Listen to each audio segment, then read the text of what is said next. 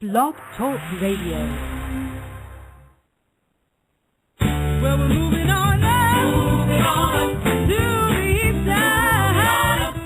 Doing deluxe apartments in the sky. Moving on now. Moving on up to the east side. We finally got a piece of the pie. Beef don't fry in the kitchen.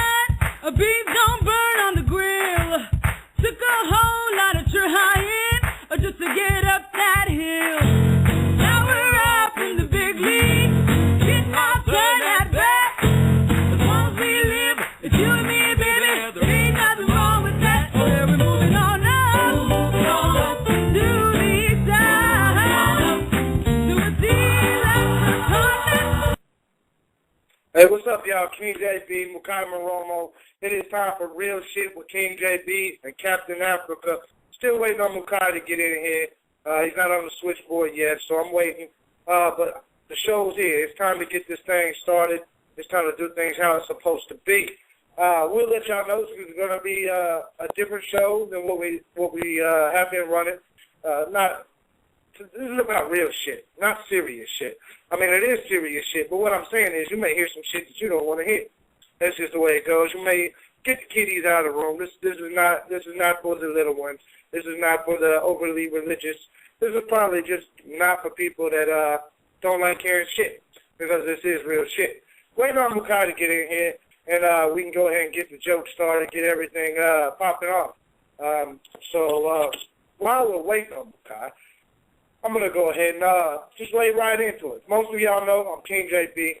I'm the former host of MMA Silliest Radio, All Hill and All Radio at the same, as well. From MMA world to the hip hop world. Also the host of Kingdom of Truth Radio. Also the host of Let's Talk Sports Radio. So I basically do this shit all the time. Now when it comes down to it, Mukai, he's going to be in here. I'll just go ahead and give you a little bit of an introduction on who Mukai is. Mukai is a world-renowned Muay Thai expert. He's an MMA fighter. Currently fights for the Maximum Fighting Championship, MFC, up in Canada. He's a Canadian, ladies and gentlemen. He probably can tell y'all about some hockey. He's going to get in here and be shitty ready to fight about that one. But that's just the way it goes. He's got it going on, man. So when it comes to that, I'll guarantee you now, you've never kicked a tree as hard as Mukai will. In fact, I think we got Mukai in here right now. Mukai, glad to have you as my co-host, my brother. What's good? Not much, man. How you doing, baby? Not doing too bad, man. Tell them about you, a little bit about our past, a little bit about our history, about how you like to kick on trees and shit. Anything that's standing is going to get kicked down by me, man. That's how it works. What was that? Said if anything is standing in front of me, I'm kicking it down. That's how it works. I know that's right, man. I started this off with the Jefferson theme song today, Mukai. We moving on up. Oh, yeah, that's an epic classic, man. I love it. Well, we're moving on now. Moving on to That's what I hit him with to start off the show. I love it. That's the best intro ever. You just made my day with that, man. I'm glad to be honest with you, but you just made my day with that. Hell yeah, I definitely know the feeling, man. And that's how we doing it, man, because, me and you, like I was telling them, man, we got a big history with some of the things we've done in the past, man, but this kind of gives us a chance to kind of lay back and chill and do what we do the most, which is make people laugh, you know what I'm saying? A lot of people don't know that you're a funny cat, that you like to make people laugh, man. Why don't you tell them a little bit about yourself, Mukai, the listeners that may not know who the fuck you is? All right, just a brief intro. My name is Mukai, the African assassin Muromo. World-class Muay Thai fighter, world-class MMA fighter, future legend, up-and-coming, star in the making, doing a little bit of this and that. Right now I'm signed to the MFC with my MMA thing. I fought for K1. I got knockout of the year with the MFC last year, fight of the year with the MFC last year, rising star of the year with Inside MMA, with the badges with Boss rooting on them. So I'm doing it a little bit, I'm trying to do my thing out here, just grinding and, now I'm here with JB, keeping it real on this show, the real shit with me and JB. So that's who I am. Absolutely, man. And for the record, ladies and gentlemen, just this first show, I'm telling you to put your kids out of the room because, we're going to try to clean things up and get our suits and ties on one day. But today's not that day. I've had the type of day that I'm not ready to. I'm not sitting here in my suit, and I doubt Mukai Muromo sitting over there in his suit. He's probably in a mirror taking selfies. Because that's what I you just do. finished taking selfies, but now I'm in my Batman pajamas.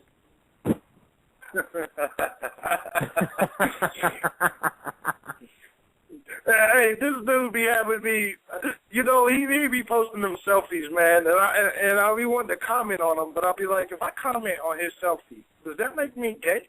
So that's the question of the day, ladies and gentlemen.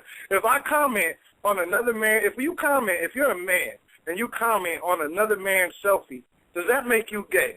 So if we got any callers in here, that's what we want to know. Am I gay for commenting on this man's selfie? Well, in my opinion, JB, I'm gonna have to just step up and say I'm afraid so. That's about as gay as it gets right there. If you're gonna comment on another man's selfies, you might as well have walked in the room there and you're holding a cock in your hand. I'm like, JB, that's gay right there. What if I don't like? What if I don't like or share the pic? I mean. You know what? I guess it would depend on the comment. You know what I mean? If you comment, it was like, if I left this up and you're like, "God, it's pretty gay," then you're not gay. But anything other than that, anything that doesn't outline the gaydom of my selfie is gay. Right. What if I right click and save? What if I right click and save them?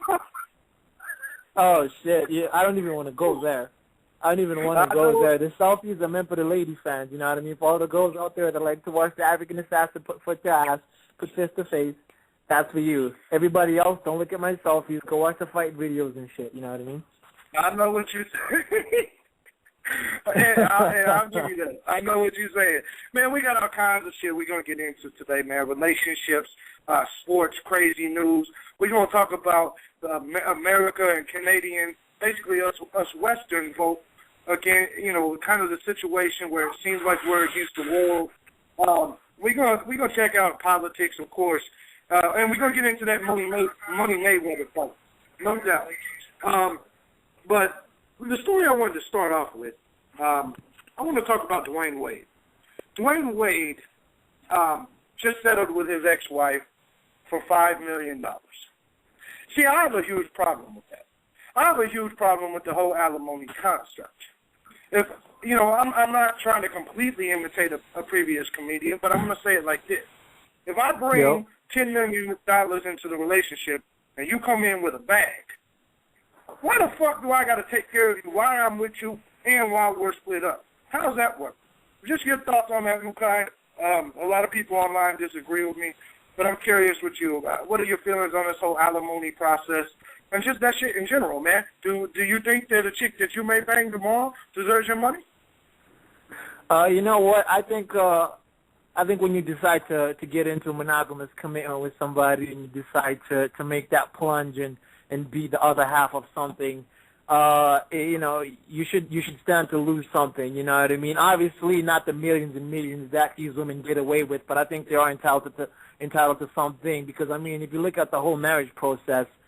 When you marry somebody, they take your last name, they become your wife, they bear your children. They literally become an extension of you, you know what I mean? So this young lady, for example, maybe she had an acting career she wanted to pursue. She had a little singing thing. She had something on the side she could have done, and then she became, the main man's wife, So I think she's entitled to something, but, it should definitely be dependent on whether or not she had something going for her in the first place, you know what I mean? It's totally different if you meet this young lady who ain't got shit going on for her. She's a waitress at some cheesy little restaurant, and she looks good and all that. She takes, good care of herself, and you marry that, and then eventually, you break up with her. I don't think she deserves millions and millions of dollars for that, you know what I mean? But I mean, if you're talking about somebody who gave up their career and they were going to be something or someone or whatever, and then they ended up, losing out on those years of their life to become your wife, and then that happens. I think that they would be entitled to something, you know what I mean? So So in the case of many celebrities and that sort of thing, I don't think they're entitled to it.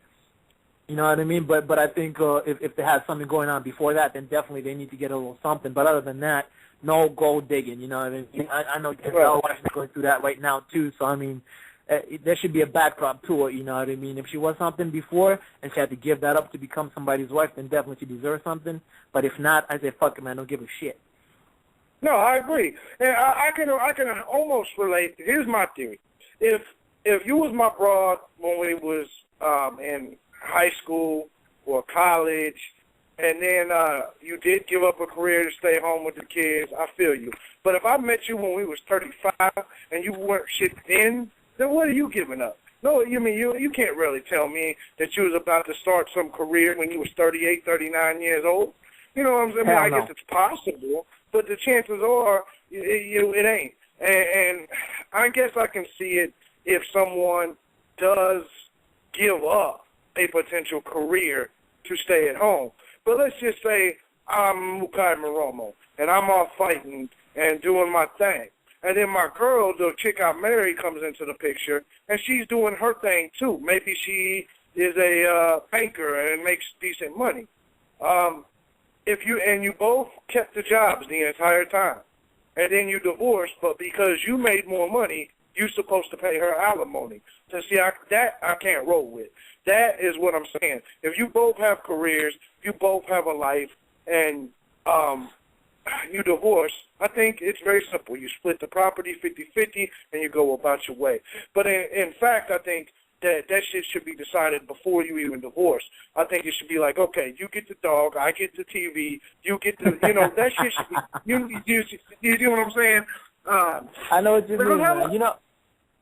Go ahead. You know what they need to do, man? They need to go, this chick, what were you doing before you met this young man? You know what I mean? And she's like, oh, I was working at Applebee's and I was making, 20 grand a year. They need to find out how many years she's been with this guy, 5 years, whatever, and they pay out that much money. You know what I mean? Because you're right, that is ridiculous. If she was going to make 20 grand a year and she went and sat her ass at home and didn't make shit for 5 years and she wants to come out with millions and millions, you need to give her 5 years worth of work. You know what I mean? They need to extrapolate that shit forward and go, if you had stayed in this career right here, this is how much you would have potentially made and this is how much you're potentially worth, you know what I mean, according to what you were when you got married, you know what I mean?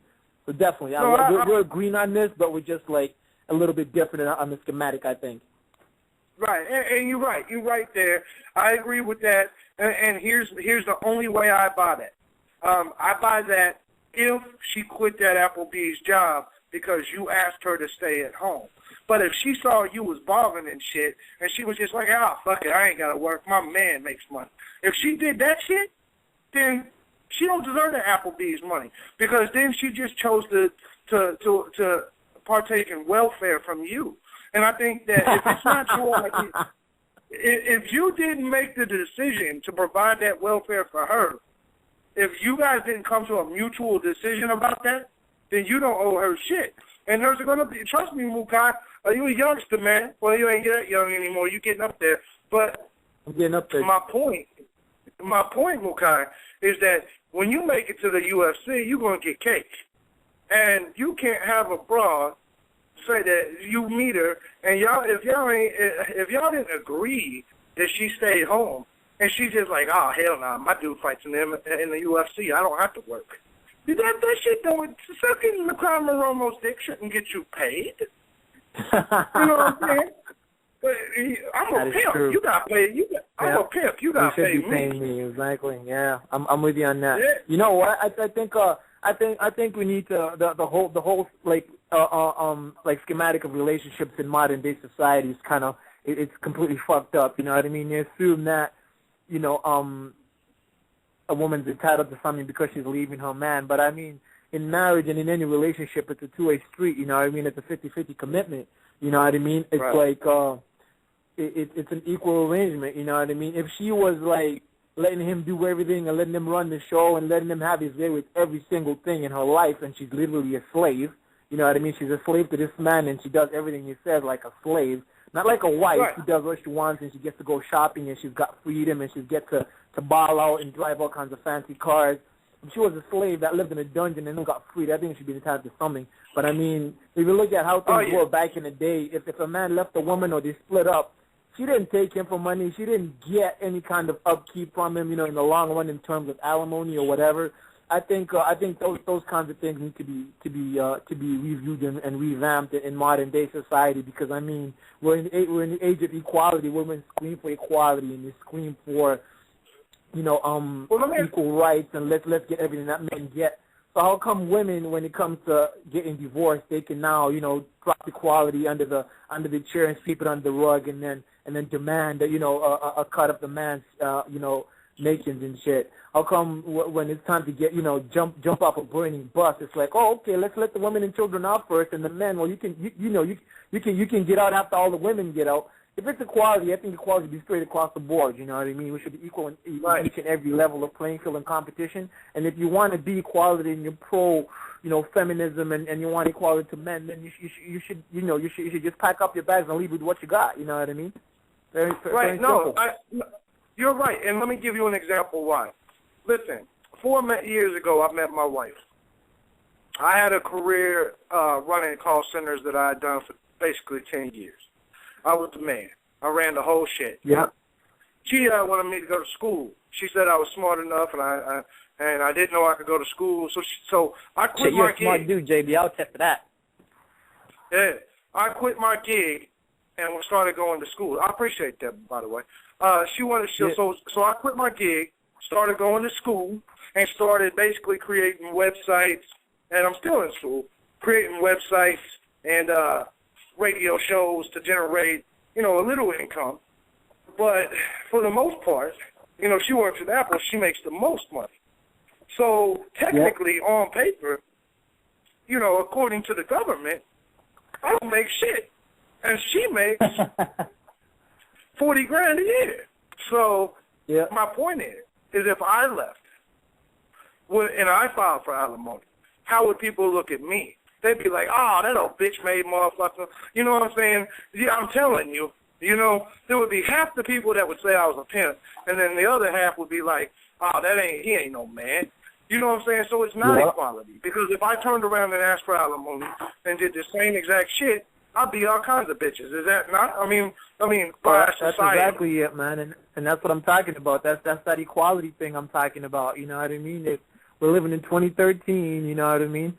And don't get me wrong by saying I want to, when I say equality and I speak on it, I'm not saying women should be like kept under the boot and under the fist and under the man, because I'm agreeing with that 110%. What I'm saying is we have equal but different roles. You know what I mean? As soon as a woman starts trying to take on the role of a man, and she wants to go and work and she wants to become an exec here and there and says, oh, give me an equal opportunity and this and that, she should be, asking for equal opportunities across the board, you know what I mean? And in 2013, if you were to do exactly what you just said, the people would look at you and go, oh, that's a bitch-ass move, and then the other half would be like, you know what, that's a pimp-ass move. But in my opinion, if the government can turn around and say, oh, Dwayne Wade or Kobe Bryant or Denzel Washington or Tiger Woods, Arnold Schwarzenegger, whoever the fuck else has to pay half his shit to somebody, I think if a man was in that exact same position, he should be entitled to his just compensation. You know what I mean?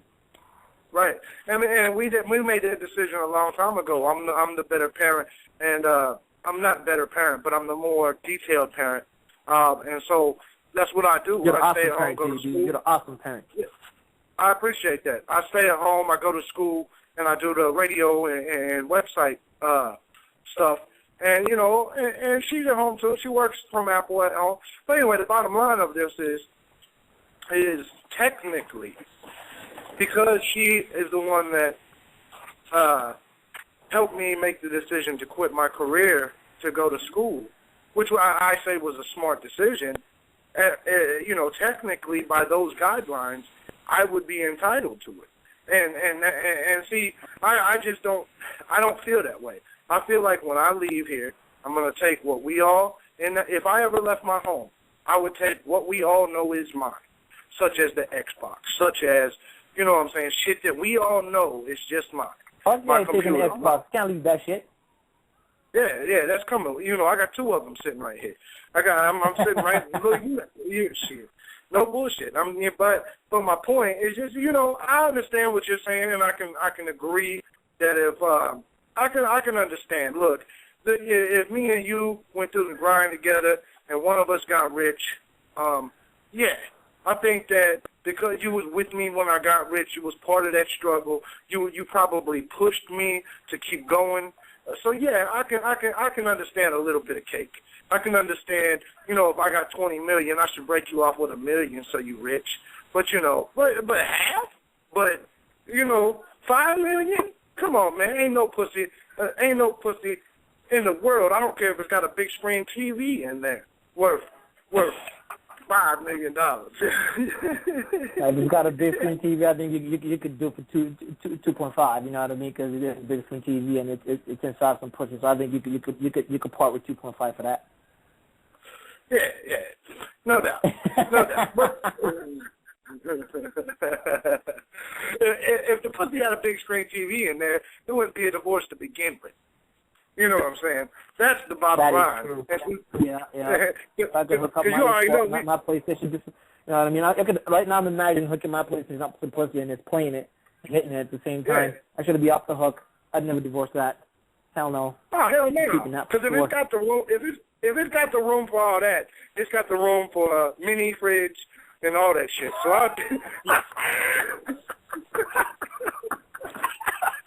a mini fridge and shit. Oh, yes. Yeah. I love it. Hey, man. But can't believe you just came out with got a mini fridge up in there. Absolutely, man. Absolutely. That's now, awesome. For all the listeners, don't think that we just on some silly shit. If y'all have any relationship questions, anything like that, feel free to call in, and you would gladly give me or Mukai's advice or our take on the situation. All day, every day. Oh, That's what this show's about. I got lots of advice to give JD. Lots and lots of it. Yeah, lots no and lots of doubt. advice. Ask a fighter. I'll tell it to you straight. And he will give you that advice. I personally will be telling you about mini fridges and TVs, and I think that will be the perfect advice to give you. But outside of that, Mukai's the smooth one, man. I'm the clown. But actually, a clown too. I am smooth, JB. I'm very smooth, like baby bottom smooth. That don't even go right. That don't even. We shouldn't even be talking about that in the same segment that we done talked about your selfies. I don't even like talking like that. But anyways, we're gonna move on. We're gonna move on, JB. man. I'm gonna take your selfie and tag you in it next time, so you can't talk about it. Yeah, you better not. Did you just say you was going to tag me in it? I'm going to tag you in it. Oh, that's disgusting. But I know, right? I just want that.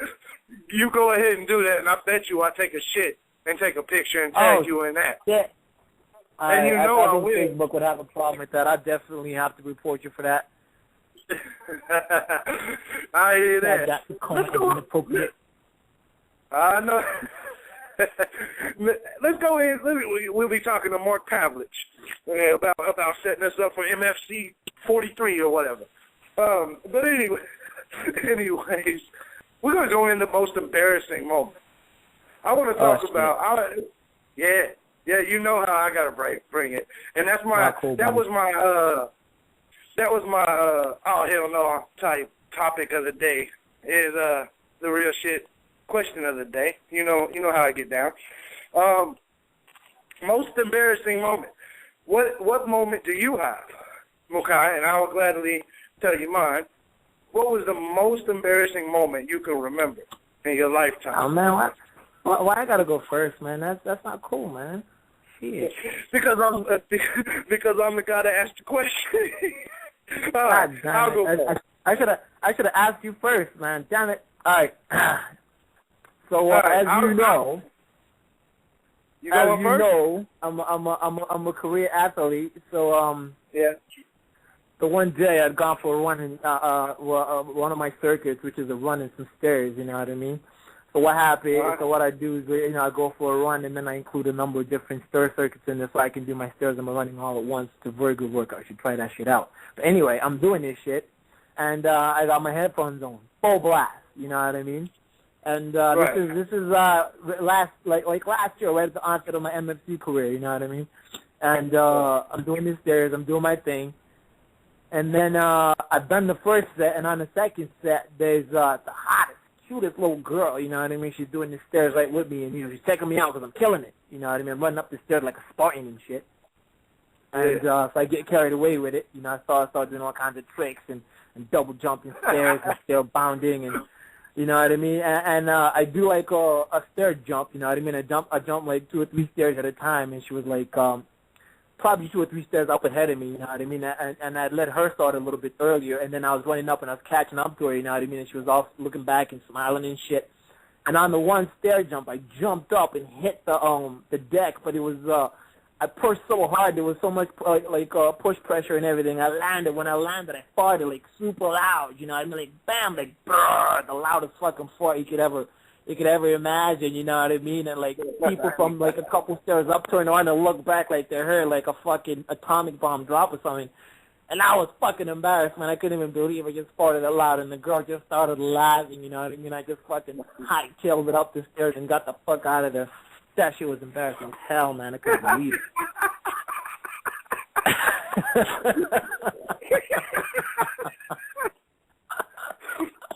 Hey, man, that's the life good, of Mukai Muromo, man. I couldn't believe it, man. I was like, man, why didn't I just run up the stairs all normal and say hello at the top like a normal motherfucker? I just try to look all flash and shit, end up embarrassing myself. Now here's a funny story. That was excellent. Now I got it. That was excellent. That was excellent, he says. That was embarrassing as all hell, man. I still hope to God I never see that young lady again, man. She's got this one right over me, man. I wonder if she ever watches you fight. Been like, man, let me tell y'all a story about that dude. Oh, good. I can imagine that, right? She's at home and TSN comes on and she's like, oh, I know that guy. That guy farted out me on the stairs and shit, you know what I mean? Damn. Hey, man, that's pretty funny, man. That's pretty funny. My logo's been on your ass before. That's even funnier. I just thought about that as you were saying that. I know. I just might have to find her and tell her that now. Right, and I'm going to tell you what's funny about that, about my logo being on your ass before, is like I was all proud of it. I was all proud of it, showing everybody, and then I really realized, see, when it was just on your sponsors thing, it wasn't no big deal. But when I was watching you, like, I would freeze frame, like when I saw my logo, and remember, I even got the picture of it. And one of them happened to be with you just on your back, with your ass all in the air. And my logo, I realized, was right on a motherfucking ass cheek. And and here I am, freezing that shit, taking pictures of it, pointing at it, like, yeah, y'all see that shit? Y'all see that shit? I'm pointing right at your ass. You know what I'm saying? But no, that's not my story. That just went back to that gay moment with the selfies. This is one of those times, JV. Yeah, this whole first segment, this whole first hour's been gay. But what? All right, so let's add to the gayness. All right, by me telling y'all my embarrassing moment. My embarrassing moment goes back to when I was in like 3rd grade. I had a best friend, which we all have. We all back then used to call our aces our best friends. Anyway, he moved. He moved, and I didn't know it until I got to school. And I started crying, right? Like, I was like, where's Robbie? And it was he was the seat right next to me. I said, where's Robbie? And they were like, honey, he moved. And I broke out crying, right? And I was so sad and I'm crying. I'm like, can I go to the restroom? And she was like, no. So I pissed right in class in the trash can, right? And while I was pissing, I thought I was farting. I was not farting, and I was wearing shorts. Next thing you know, oh shit! It's just real shit. It was just running down the back of my leg. That's the real shit right there. Yeah. And I was so young. So first of all, I was crying, which was embarrassing. Then, being in 3rd grade, I pulled my little 3rd grade dick out and pissed right in the trash can. That's embarrassment number 2. embarrassment number 3 was obviously me shitting all over myself. So that was like the triple threat.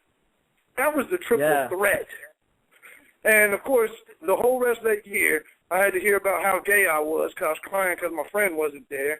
And then about how I was so gay, I was crying. I was crying. He made me cry so hard I shit myself.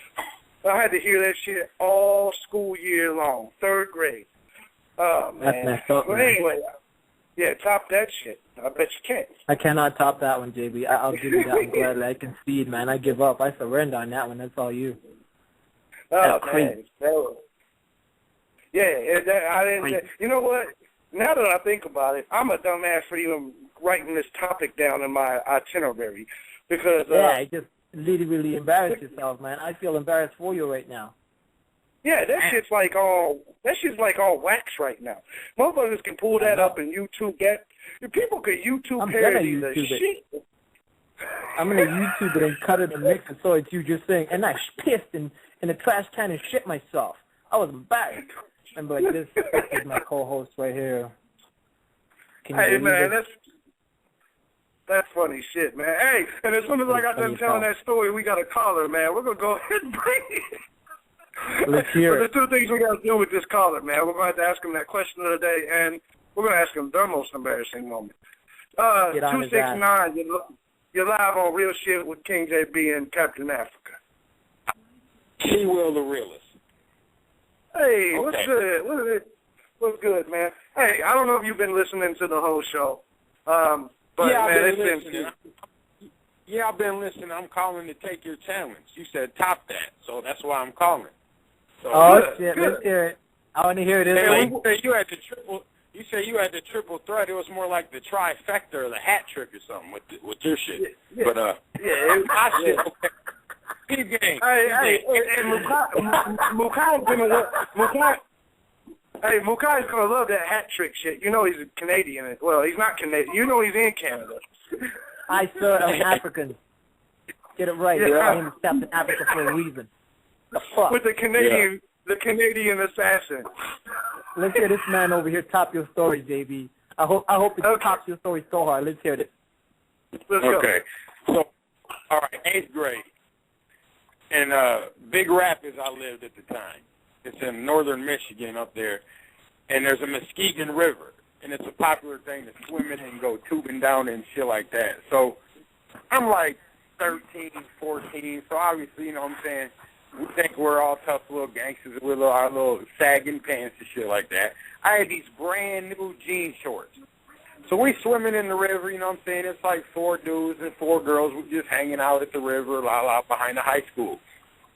We swim and the current must have got too strong. So Keith Gang sucks my shorts straight the fuck off. I'm talking about sucks the box, the whole shorts right off. All I got is 8, and I'm swimming, so I got on the white tights.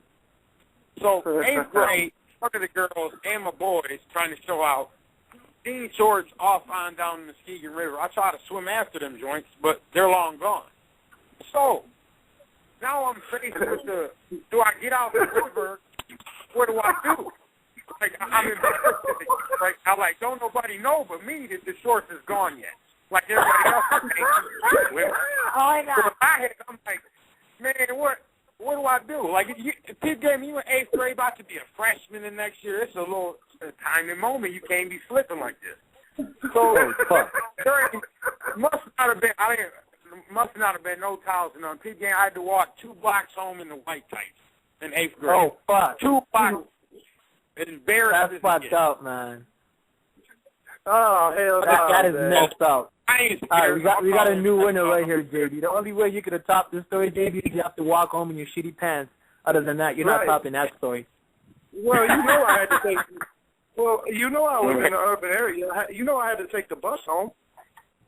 Oh shit! So, and I'm saying shitty pants or what? Nah, you need to change your pants, man. I didn't have nobody to come get me from school.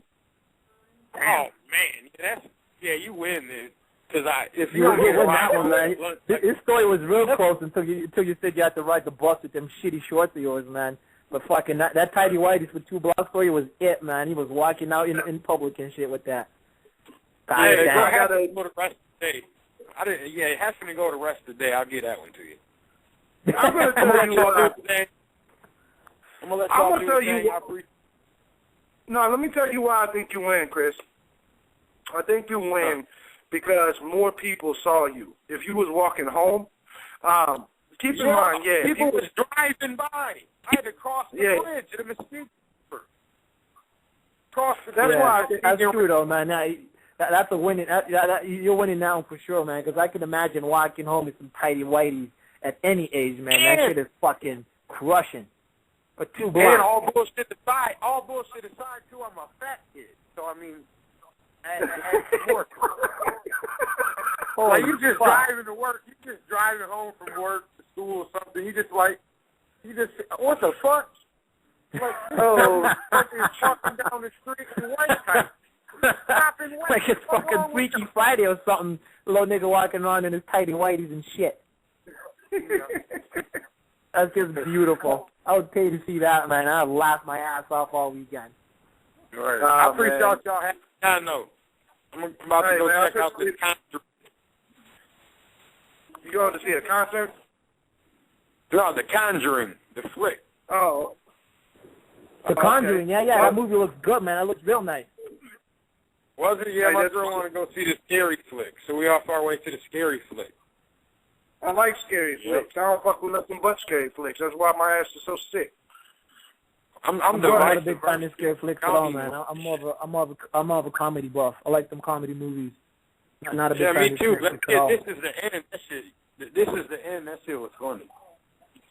Yeah, y'all should check that out. Well, enjoy your movie, Chris. Enjoy your movie. Go ahead. I will. Appreciate y'all having me on. Y'all do the thing. Oh, yeah, man, I appreciate you. Thanks for coming on, man. And don't be walking home in your tighty whities anymore, man. That's just like 8th grade and only. Right. Yeah, I'm a grown man. I'm a grown man. I got the belt. I got the belt on and shit. Plus, I ain't hitting no rivers. See, if I was you, man. Out already.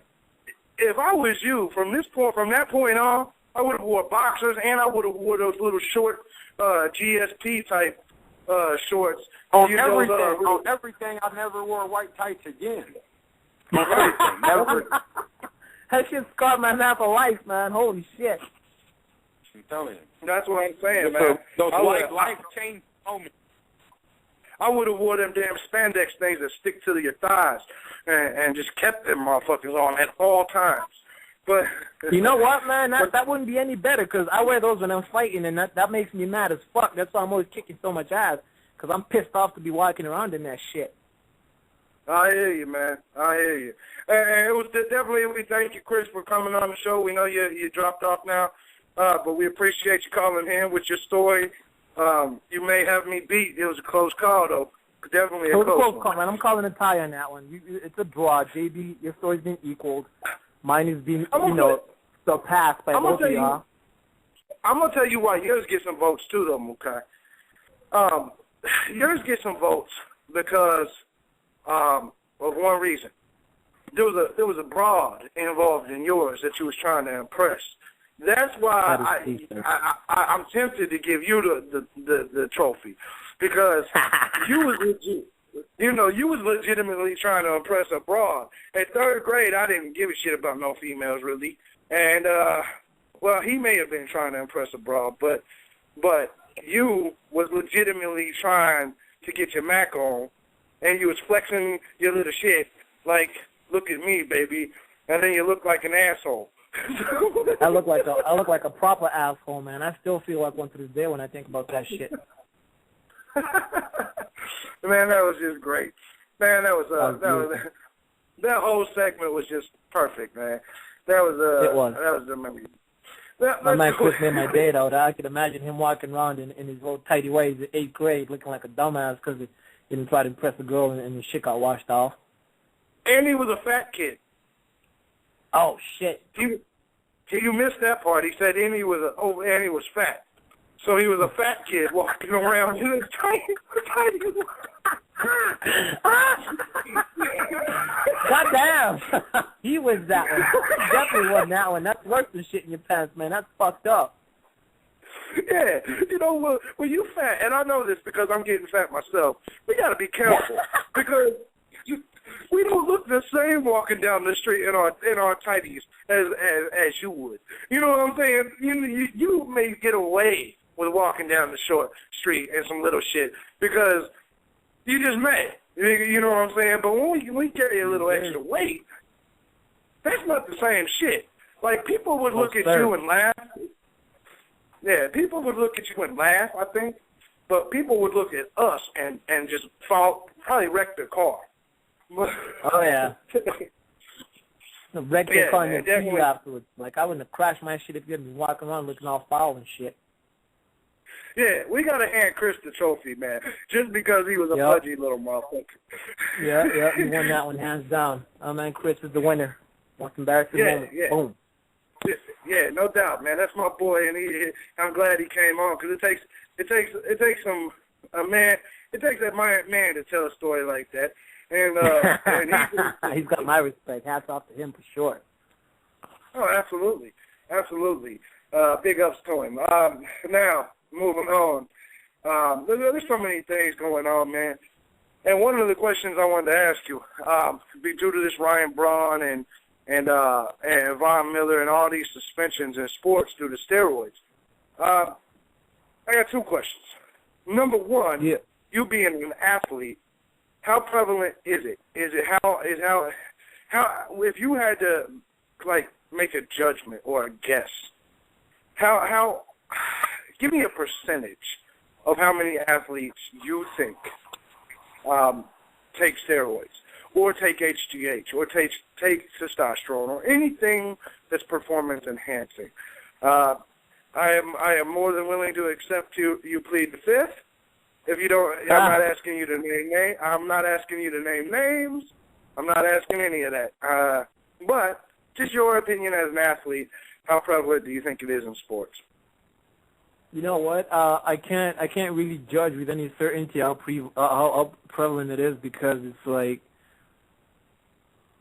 some people do and some people don't, and then some people get caught and some people don't. You know what I mean? But I would say like with anything else in life, and with how competitive people get, and it being a career and having a lot of things on the line, I would say it wouldn't be surprising to say a good 20-30% maybe. I don't think it's as prevalent as people think. Well, in MMA anyway, as in other sports, you know what I mean? Because I mean, right? Because MMA, you don't want. The weight classes are smaller sometimes. Yeah, go ahead. Right.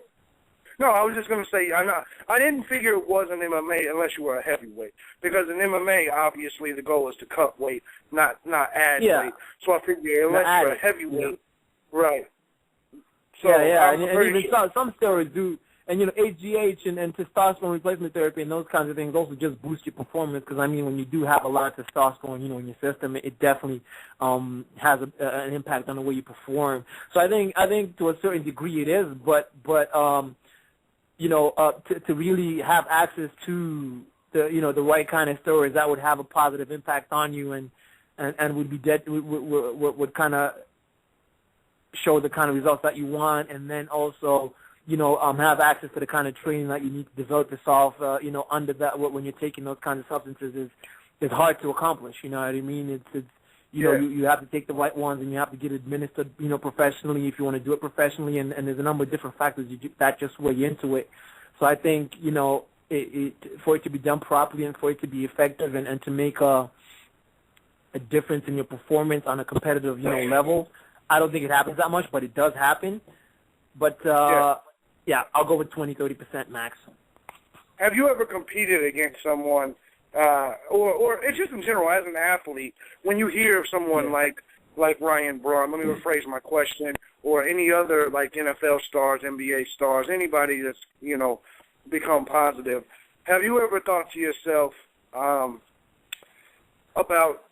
you ever questioned whether there was people out there that, whether you was training when you was younger or anything like that, that maybe got over on you?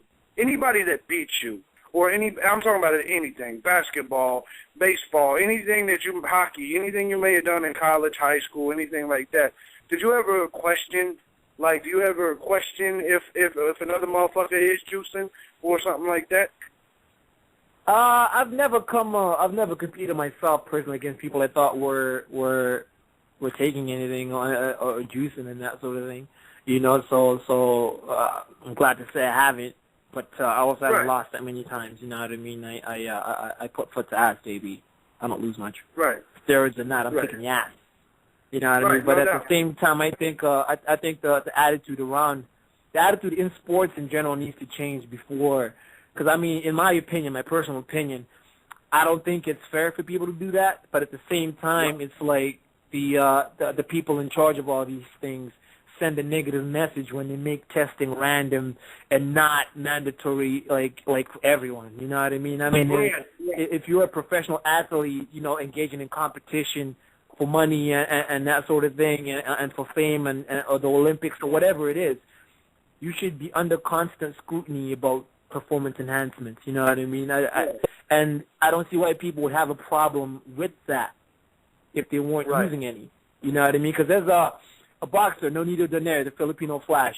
He's an athlete who, you know, he always presents himself for drug testing and like on a regular basis, always. You know what I mean? So I think he's a perfect example of that. You know, that it doesn't affect your performance, and that you shouldn't have a problem with it. Because I mean, imagine this: everyone in the Olympics, before they compete and after they compete, take the piss test. Yeah, it's gonna cost a little bit of money, but it's gonna forego all the bullshit that comes out. And you know, because I mean, being an athlete, I can imagine 4 years down the line, 5 years down the line, being stripped of a gold medal because somebody accused you of something, and you know, yada yada yada yada yada, whatever the fuck. You know what I mean? That shit's right.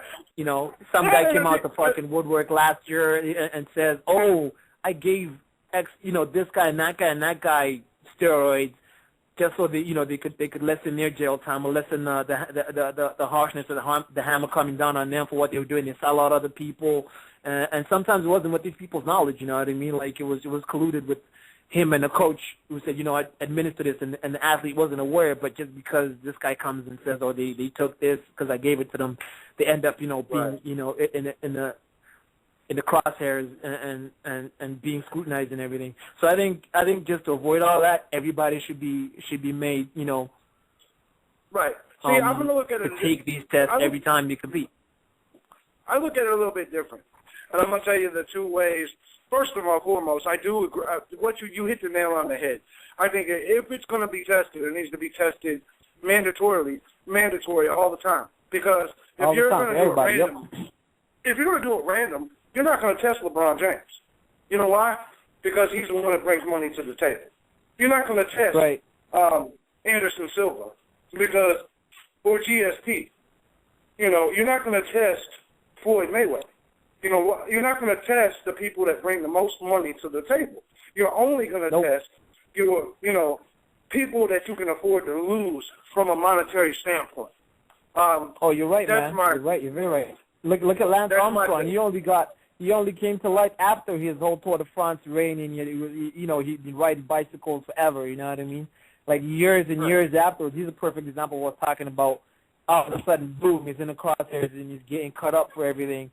Why didn't this happen? Fucking, when he was in his prime 5, 6, 7 years ago, whenever the fuck it happened. You know, why didn't they come and get him then? You know what I mean? Like you're exactly right on that, because it's not fair. We wait until Barry Bonds and Roger Clemens becomes the best of all time, and then we do it.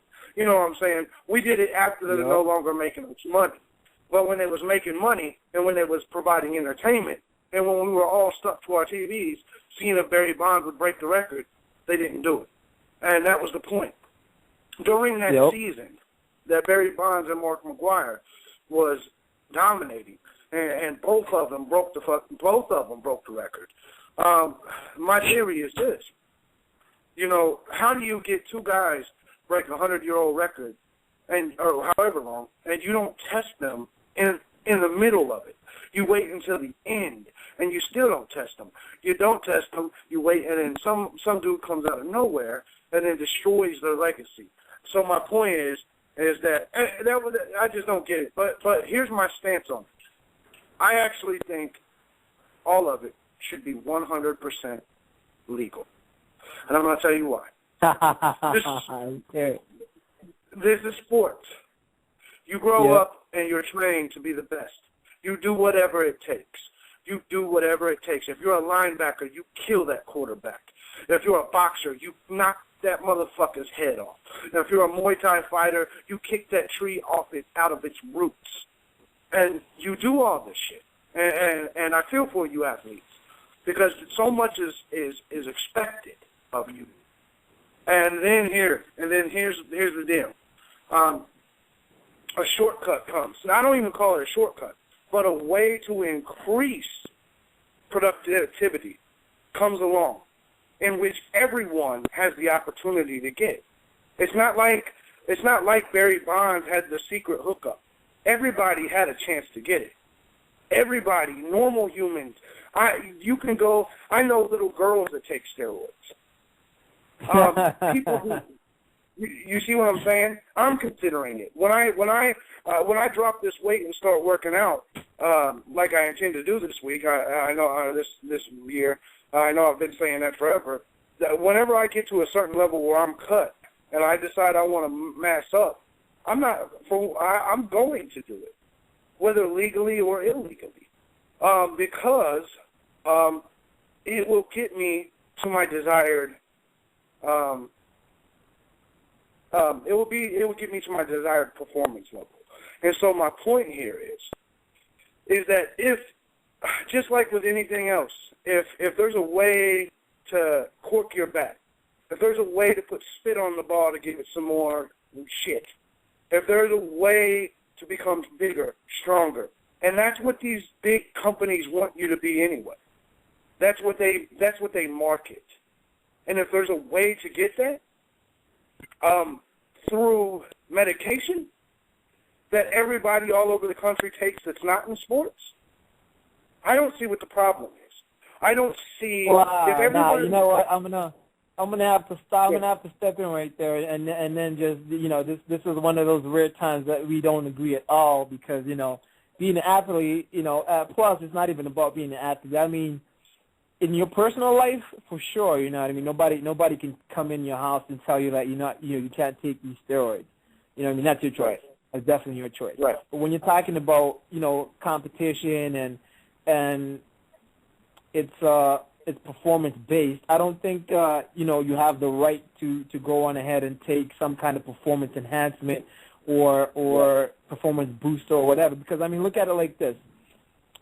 The true mark in being a champion or achieving something is in the hard work you put in to do it. Now, some people are athletically inclined, so they do certain things easier and they do them better than other people to a certain extent. You know what I mean?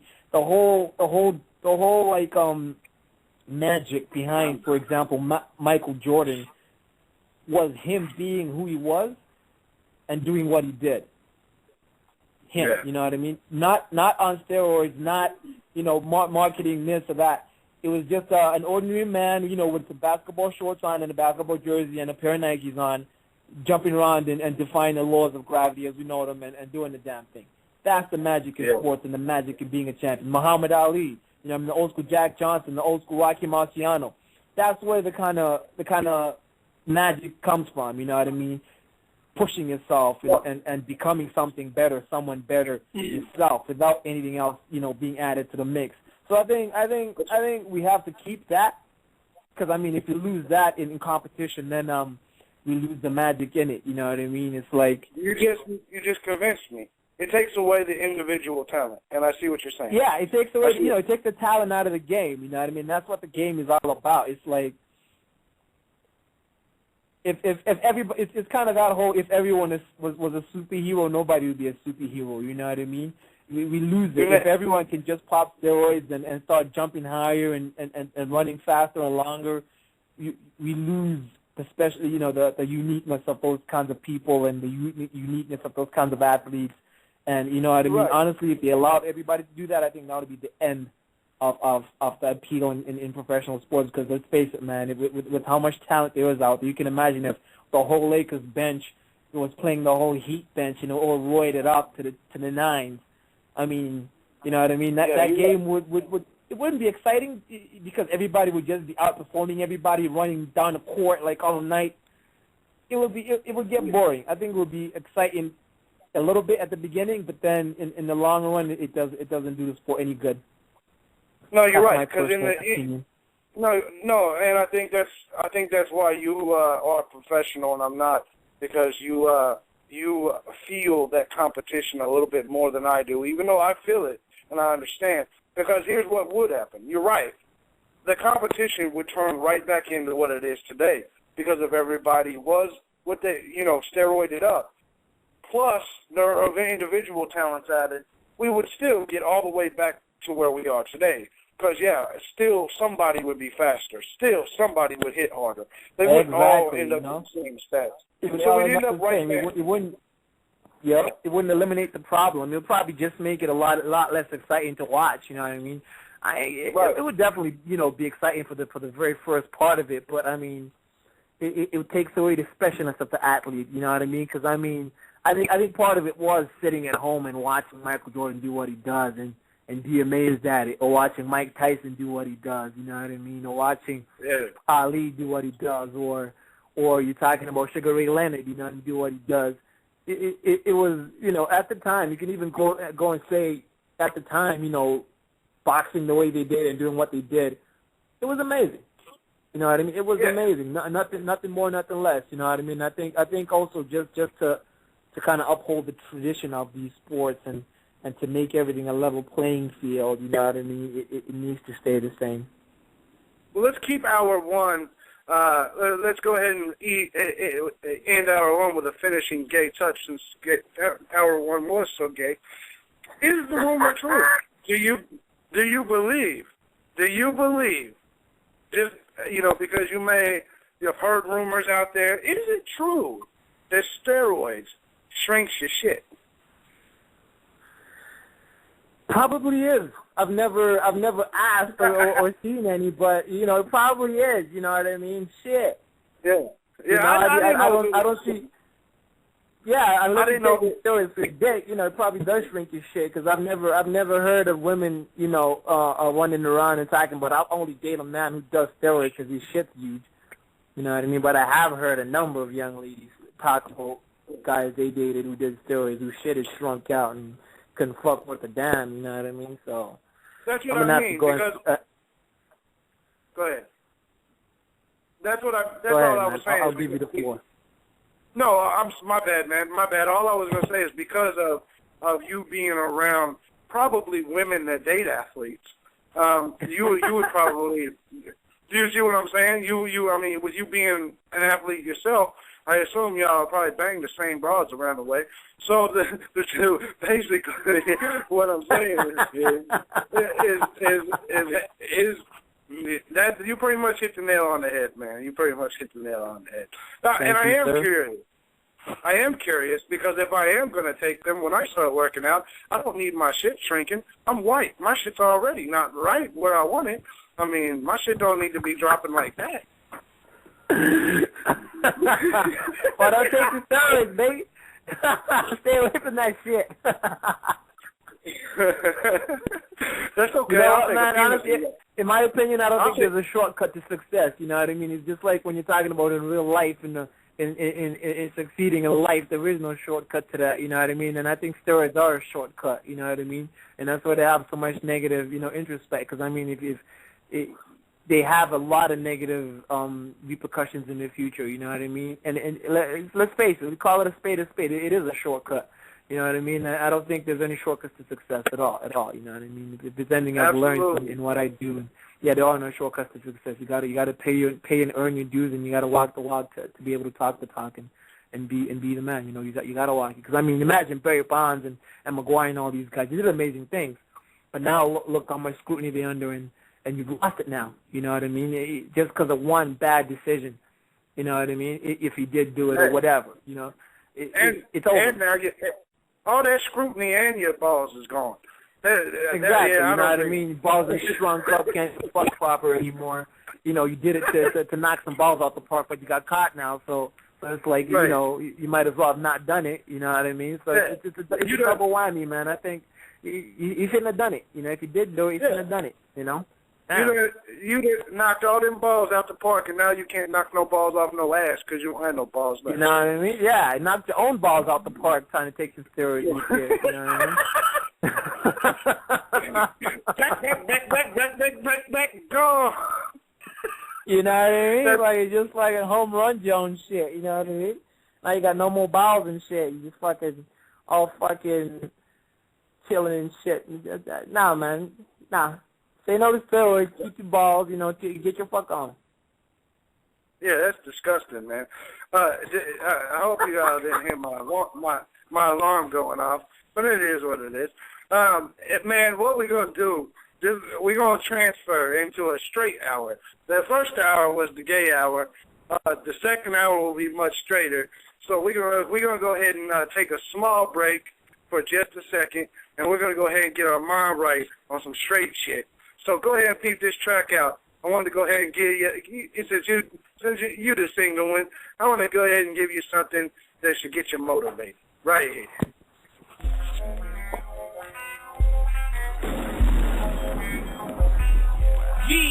Everybody, getting everybody, let's get a telly and don't tell nobody. Everybody, getting everybody, let's get a telly and don't tell nobody.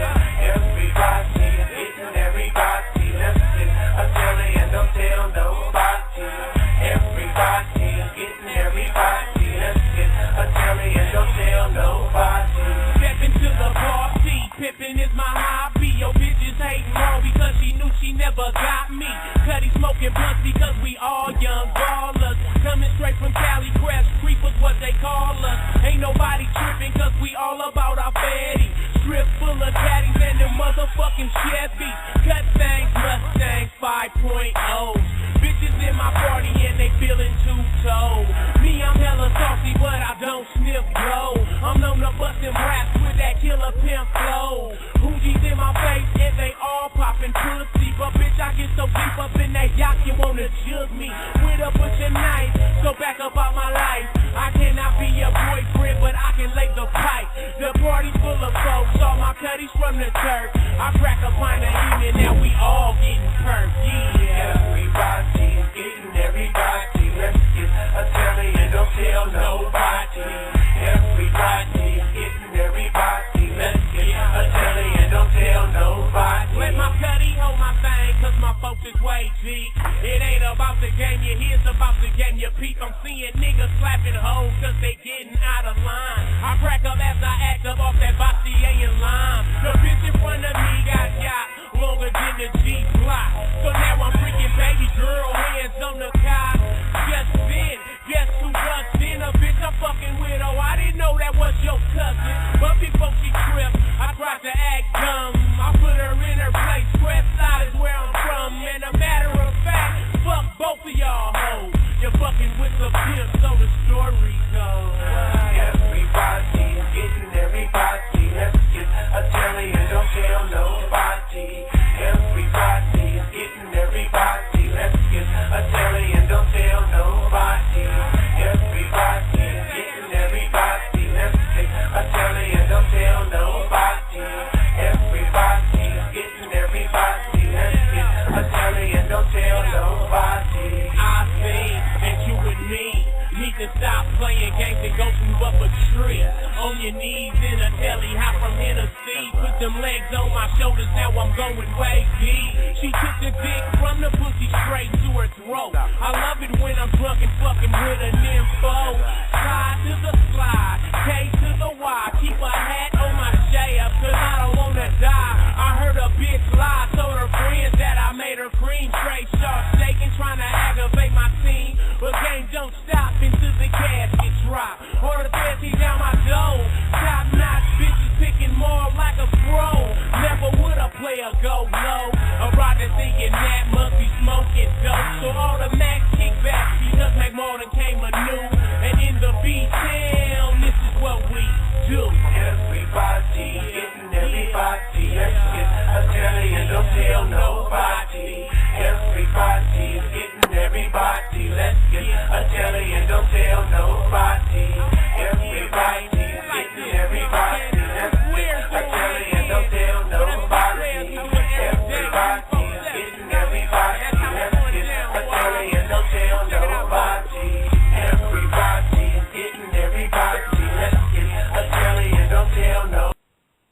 let's get until he will tell nobody. That's how it's going down, if you're single, ladies and gentlemen. I know how it goes. Anyway, Mukai, that was Mac Mall, a young, well, he's not young anymore, West Coast rapper from the Bay area. Yeah, no doubt about it. Love that old school shit. That was beautiful. Yeah, we had to straighten shit up a little bit, man. You know what I'm saying? To get things right. Yeah, that was beautiful, man. It's a lot better than this fucking autotune bullshit these people are coming out with these days. Fucked around and fucking killed the music. All right, we can make that our next topic. Let's go ahead and talk about that a little bit. Huh? Oh, fuck. You don't want me to talk about that right now, man. I could talk for forever on that shit. But nah, you know what? That's a good topic to touch on, though. You know what I mean? Because I mean, I remember the music had substance. You know what I mean? It had emotional content, and it had a backbone. But now there's very few artists who have that. You know what I mean? It's all the same shit about stunting and flossing and shooting people and belittling women and selling drugs and bling and this and that, you know what I mean? I mean, 1 or 2 songs about bling, that's okay, you know what I mean? Because, you know, we all got to shine and shit. But when that's all you talk about and that's all you push and that's all that comes out, I mean, that's a little too much, you know what I mean? I like something with a little bit of content, you know what I mean? I remember the Curious Ones, I remember Tribe Called Quest, you know what I mean? West Side Connection, they were good, you know what I mean? They were real good. It was really like it was almost like soul music, but it was hip hop. You know, it had emotional content. It was something you could, you know, listen and relate to, and it had a story to tell. It kind of set you in the right direction. You know what I mean? But that's all gone, and it's a little sad. You know what I mean? I dislike that. I agree with you 100%. And before I rebuttal, I want to say if you guys want to call in, the call-in number is 858 area code 956-2157. Definitely get you on there. Definitely.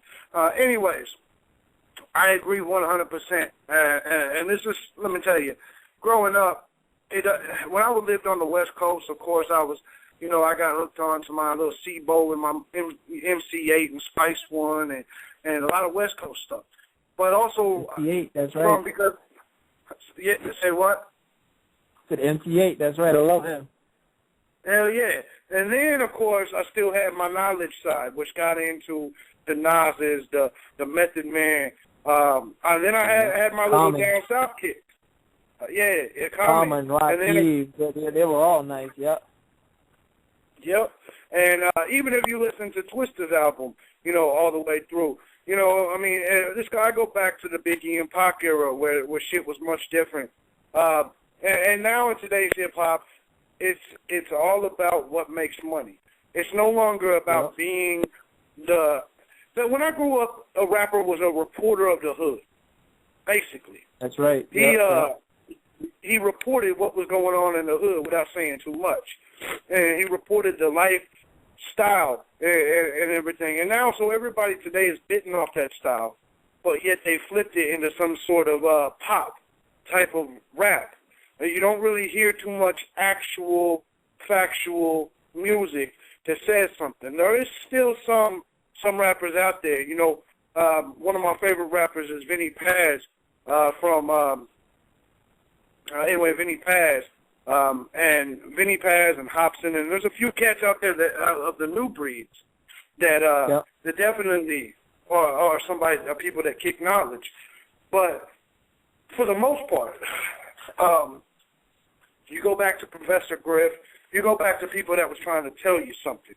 And these cats today ain't trying to say shit. All they're trying to do is say whatever the record companies, who are predominantly white and not even into hip-hop, tell them to say in order to get sold. I remember Scarface said something about that in an interview, actually just recently. And he said hip-hop's dead. And I agree with it. Until there's a little bit more black ownership in the record companies, and we go back to people like Master P owning his own shit, I think I think we got a problem. So big problem. You know what? You're right, man. Because I remember growing. I didn't even grow up in the States or in Canada. I grew up in Zimbabwe. You know what I mean? And even back then, we used to get like all the hardcore hip hop, like all the real shit. You know what I mean? The Master P, the Silk, the Shockers. We used to get, you know, all the Tupac stuff, all the Biggie stuff. I remember being a kid and going to buy like the you know, Biggie's double CD that had just dropped. You know what I mean? That's how good the music was. People's albums were like 2 CDs and they were deep, you know what I mean? 14 songs in each one, like a 28-song album, you know what I mean? We don't see that these days. Just the content that people have is lacking, you know what I mean? Nowadays, there's one album and it's got 1 or 2 really good tracks and the rest are garbage. You know what I mean? Right. Obviously, the classics don't do that. Kanye is always, you know, Kanye lives up to his name. Jay-Z's always real good, you know what I mean? Talking about, like, Method Man, anything he does. You know, all the guys who were good are still good. They just don't put out so much stuff anymore. But all the, you know, the majority of the new guys, they just lack the content, you know what I mean? Like, I'm yet to see somebody who can drop, like, because, I mean, in the 90s, if someone did drop, like, a double CD, it was kind of like, you know, what? You know what I mean? It was double CDs and bang after bang after bang with the little skits, with the little intros, with the little outros, everything. You know, I used to pop in a CD, listen to it from front to back, take it out, put in the next one, listen to it, take it out and put in the CD number 1 again, and just keep going on in a circle. Right. Nowadays, you just, you know, you go to iTunes, you download what you want, and that's it. You know what I mean? I think the content is lacking. You know, the talent is lacking, and just like you're saying, like people used to be in touch with where they were from. It was reporting from the hood. It was kind of, that's how they told their story, you know what I mean? Because there were no other outlets. There was no Twitter. There was no, you know, Facebook. There wasn't none of that. But they had the music, and that's how it got out there, you know what I mean? And that's definitely been lost, and I think it's a damn shame. Yeah, no doubt about it, man. And in fact, on this show, I commit to only playing older real shit. And it's funny you say that double CD thing, because you're right. You're exactly right. And I'm putting together an album because I'm getting back. I ain't did nothing musically in about 10 years. And it's going to be a double CD. And real double CDs have 2 different sides. And what I mean is, it's like this. The 2 different types, the two sides of the album is going to be a knowledge side and a gangster side. The gangster side is going to be more about my time in California when I was a gangbanger. Then, but the knowledge side is going. It's kind of the reason I'm doing it. It's kind of like the little angel and devil that's on your shoulders, telling you good and bad. It's going to describe my ascension from that bad life into a more knowledge-based life that I'm in today. And I think that concept is saying something. That's what rappers used to do. And you're right. Without the skits, without the intros, without the outros, a CD is supposed to be like reading a book, like you're reading a novel. Yeah. And if it's not, then to me it's garbage. But that's just my take. Oh, it is garbage. You know how talented the old school guys were from the 80s and 90s and you know, part of the 70s. These guys were so talented. They didn't need iTunes. They didn't need YouTube. They didn't need Twitter. They didn't need Facebook. They didn't need all this bullshit social media there is these days that you know, people just become overnight sensations over, and then the flame fizzles out in a couple of years and they become some crackhead junkie on a VH1 show. They didn't need all that. You know what I mean? The music was true music, and it transcended borders. You know what I mean? There was no YouTube. There was no Facebook. But there was, like, you know, I remember the old school tape. The little tape used to put in the tape deck, and you'd buy, like, a double tape or a double CD. And you knew who all these artists were, you know what I mean? You knew exactly who they were, and you loved their music, you know what I mean? Because it was universal, it was everywhere. You listened to it, it spoke to you, like, it just didn't matter what kind of situation you were in. It was like, it spoke to you, you know what I mean? Like, a lot of the tracks you could relate to them. They had party tracks, you know what I mean? They had serious tracks, they had love songs. And I remember the song that Method Man did with Mary J. Blige, you know what I mean? It's got a gangster vibe, hip-hop vibe to it, but that's a perfect love song, you know what I mean? Everybody can relate to that from listening to that song. You know what I mean? Music like that is just not there anymore. Yeah, no doubt, and you're right. You're 100% right. And it was definitely nice, knowing that there's other cats that feel like me about the music tip, man. No doubt about it. Oh shit, man! I'm with you 110%, man. No doubt about it, man. I'm glad to hear that. But let's move on to this Floyd Mayweather fight, man. Huge fight coming up. Him and Alvarez. Let me ask you, man. I'm not. We went into this boxing versus MMA talk, and me personally, yep. I'm not a big boxing fan, but I know that you are. So is this fight? Is this the biggest fight we're going to get out of Floyd Mayweather, or do you still want to see him and Pac-Man? Well, what do you? Is this the fight you want to see, and do you believe Floyd has a shot at actually losing this time? You know what, man? I think first and foremost, I'm just gonna come out and say boxing is not dead, and a lot of people, misunderstand me when I say how much I love boxing. I love boxing because it was the first fight sport I ever came in contact with. You know what I mean? Because living back home, back in the mid to late '90s, all the big boxers were Roy Jones and Felix Trinidad and those kind of guys. You know what I mean? Mike Tyson. So, I'm a big Roy Jones fan from way back in the day, you know what I mean? And so that's why I love boxing. But, if you're talking about fight sports, Muay Thai is number 1, MMA number 2, boxing is number 3 for me. But I love boxing. And, to answer your question, this fight is about as big as it gets in the boxing world, you know what I mean? It's probably the most talented opponent Floyd Mayweather has had since Miguel Cotto / what's his name? Oscar De La Hoya, you know what I mean? And I think it's a very good fight for Floyd, because, Floyd, and which is why I have nothing but respect for the man, aside from him being an unbeaten fighter, and that he fights the best guys at their weight classes, you know what I mean? He gets in there and he throws down, you know what I mean? So it's a very good fight. It's an exciting fight, and it's one of those fights that proves that the sport isn't dead. A lot of people try and compare it to MMA, but, the truth is you can't compare the two. They're two totally different sports that have two totally different backgrounds, and appeal to two totally different sets of people. You know what I mean? It's MMA is a much younger sport, is a much younger sport than boxing. Boxing's been around for hundreds of years. You know what I mean? So it's had time to have its its kind of scrutinized day, which it was back in the day. Back in the day, pugilists weren't allowed to fight in the cities, and so they fought up by the seashore, by the bay, and it was bare knuckles, and they had fish hooking and all kinds of stuff, and then it gradually became a sport. Queensberry rules were introduced, gloves, and then it became a ring sport. They added rounds, because before they just used to fight so somebody lost. They added rounds, added time limits, so it's gone through its phase where it filtered out all the negative aspects of it, and it became a pure sport, a ring sport. It has an amateur division, it has an Olympic backing, and then it has a professional division. MMA doesn't have an Olympic backing. MMA isn't as world-renowned.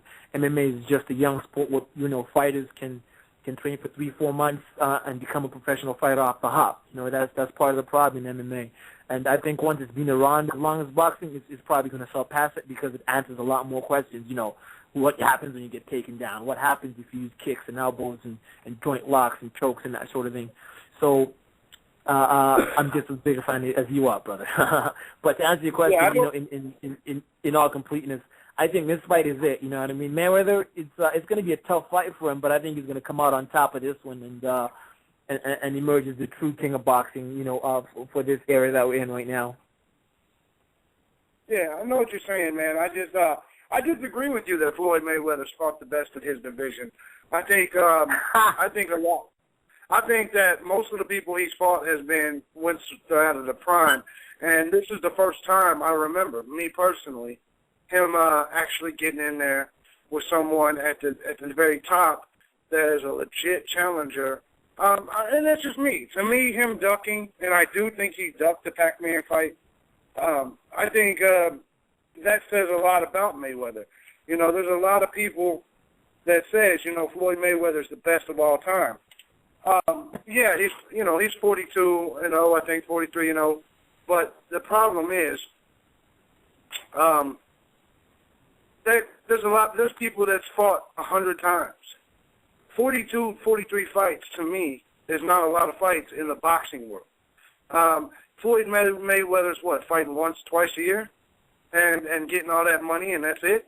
He's promoting his own shit, so I don't think he'll promote anything that may be a may be a threat to his brand.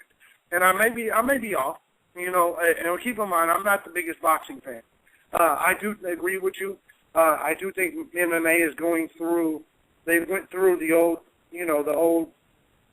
days where they had to prove that they was a legit sport. Now they're there. And I think MMA is well on its way to being possibly even an Olympic sport in the future. But I just have a problem with Floyd Mayweather acting like he's beat all of the best. But when the fight came, he didn't take it. And here's the thing: it was all about money. And I understand. I saw Pac-Man on First Take, and Pac-Man said, "Shit, I'm fighting for 40%." But if Floyd thinks that he's going to get 50, a higher percent, too much higher of a percent than that against Pac-Man, I don't understand. Well, yeah, you know what? I think you're partially right, but at the same time, it's like, boxing is at the very top of his pyramid right now, right? It's like it's a career, you know what I mean? So it's not like how it was back in a couple decades ago, where fighters had hundreds of fights. Back then, the purses weren't as big.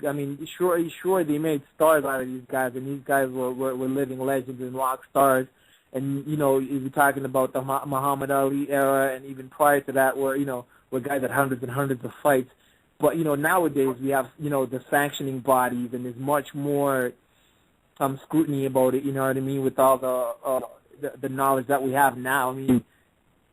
Prior to Muhammad Ali's age, nobody really knew the extent of brain damage that boxers go through, you know what I mean? So all that stuff is being taken into account now. So guys won't have as many fights as they did back in the day.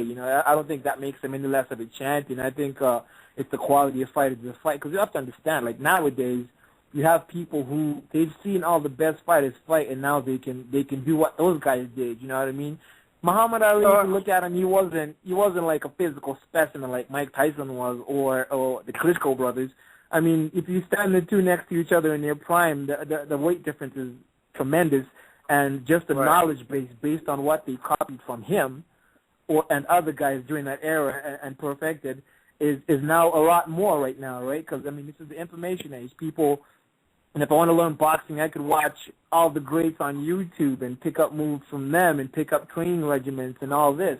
So yeah, we have to take a lot of things into account, being the time that it is now, and say, yeah, you're probably not going to see hot boxers or MMA fighters, any kinds of fighters hit hundreds of fights anymore just because of the way things are. But I think it doesn't take anything away from their greatness. No, I agree. I can agree with that. 44 up, 44 down. I get it. But here's my issue though. Also, Floyd hasn't fought twice in a year, other than now, hopefully this year, since 2007. The truth of it is, 2007 he fought Hatton and De La Hoya, and that was the last time he fought twice in a year. And up to that, he was fighting twice a year. 2006. He fought Amir and Zab Judah. 2005, he beat Mitchell and Gotti. And then 2005, it was Gotti. That was a good fight. Tua Gotti could fight.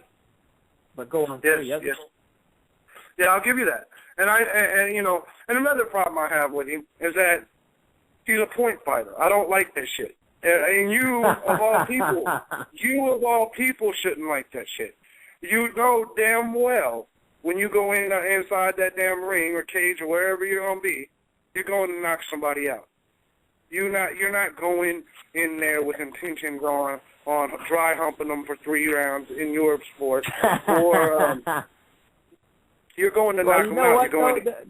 There's a big difference in point fighting in sports, right? Because I've been in some Muay Thai fights where I've become a point fighter because that's how good the talent was, you know what I mean? But the thing is, in boxing, even point fighters are exciting to watch because there's a science to it, you know what I mean?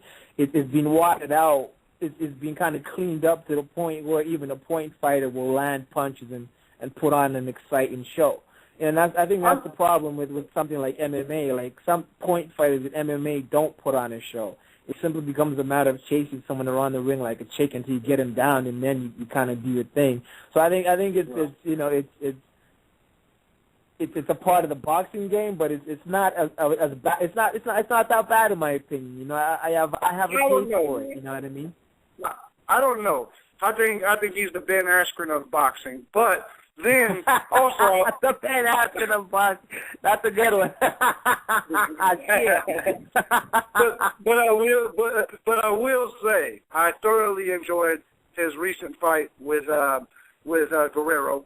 I did watch the Robert Guerrero fight. That was a good fight. Yeah, that was a damn good. Even the Miguel Cotto fight was a good fight. He got caught a lot in that fight. Oh yeah, I thought he picked him apart. I thought he showed when I saw the hand speed. I was impressed, man. And I will say this: Floyd is kind of underrated with that. You know, I will not the speed, but the knockout, the finishing, aspect. People don't realize that he does have 26 knockouts. You know, he's got a lot of knockouts. That's true. Right, over half his wins is by knockouts, and he's got 26 knockouts, 18 decisions. So I mean, it's not like, you know, I'm a little hard on him, I know, but Floyd can get in that ass. But I don't know, man. I'm excited about the Alvarez fight, though. It's a good I'm actually fight, thinking you know, of upset. The only problem with that fight is if the upset happens, then boxing has no stars right now. You know what I mean? If the upset happens, then like the appeal to Floyd Mayweather kind of goes out the window, because right now the real appeal behind him, the only appeal behind him really, is that he's an undefeated fighter. You know what I mean? People either tune in to watch him get his ass handed to him, or they tune in to watch him keep the undefeated streak going. You know what I mean? So I think if the upset happens, then that would be the kind of the death and the decline of boxing. You know what I mean? Because in any generation, there's always that one shining star who carries the sport into the next generation and kind of hands the torch to whoever. But I think Alvarez is the wrong torch there, because, I mean, he's one of those strong come-forward fighters. But, I mean, as an exciting fighter, he's not like, a pound-for-pound world's most exciting guy. You know, there's people aren't lining up to watch him fight anytime soon, you know what I mean? Let's be honest about that. He can't bring in, like, world-class numbers. Like, if he knocks out Floyd Mayweather, he might. He's got 30 knockouts out of his 42-0 record. And the thing about him is, here's the thing. You're right, though, because if Pac-Man and Floyd loses in the same year, 2013 is the end of boxing. And that's the bottom line. Oh, yeah. That is the bottom line, you know, because there's nobody else to follow up. You know, Adrian Broner was okay, but that showing he had against, what's his name over there, Paulie Malignaggi, that was weak. And I expected him to put that guy away inside of 2, 3, 4, 5 rounds max, you know, and he went the distance. And I think he needs to go back to the drawing board and kind of analyze the game and do the damn thing, because that's a talented kid, but the way he performed in that fight wasn't up to par. So, you know, and so he was like the next big thing, and right now he's not that big anymore. You know what I mean? So I think boxing might be dead if this fight goes the wrong way, but if not, then it's alive and well. Right, and see, that's the difference between that and MMA. And actually, I think you slipped and fell right into my point. If Anderson Silva endorsed, you Miyagi me, man. You pulled the fucking Master Yoda on me, huh, JB? That's not cool, man. Anderson Silva lost, and if GSP loses, guess what? MMA goes on, because we still have Jose Aldo, Cain Velasquez, Mukai Muromo. We still got plenty of cats out there. That's right. That, you notice how I threw that plug in there, but we still got plenty of athletes out there that can get the job done and that can draw, even if GSP and Anderson Silva lose. If GSP and Anderson Silva lose, think about it. MMA's filled with them. Yeah, and there's lots of big names, man. You know, even if you're talking about Bellator, you know, UFC, just between the two of them, they got too many names to draw in big names, to draw in like big numbers of fights. You know what I mean? John Jones, another one we didn't touch on. There's lots of guys to bring in, like, you know, to put asses in the seats for MMA. So you're right. Exactly. You're right on that one. Someone like Rampage Jackson, he can take, him and Nogueira can take losses. Cain Velasquez can take a knockout loss. Brock Lesnar could come back tomorrow, and he's only 5-3, and Brock Lesnar will still outdraw most boxers. And the bottom line of this is, Floyd Mayweather's the only draw. Without Floyd, if Floyd loses, the only chance they have at still drawing something is Floyd versus Pac-Man still, because they'd both be coming off a loss, and people would be like, oh, shit, whose career is going to take that second in a row? But you know what? I'm That fight isn't.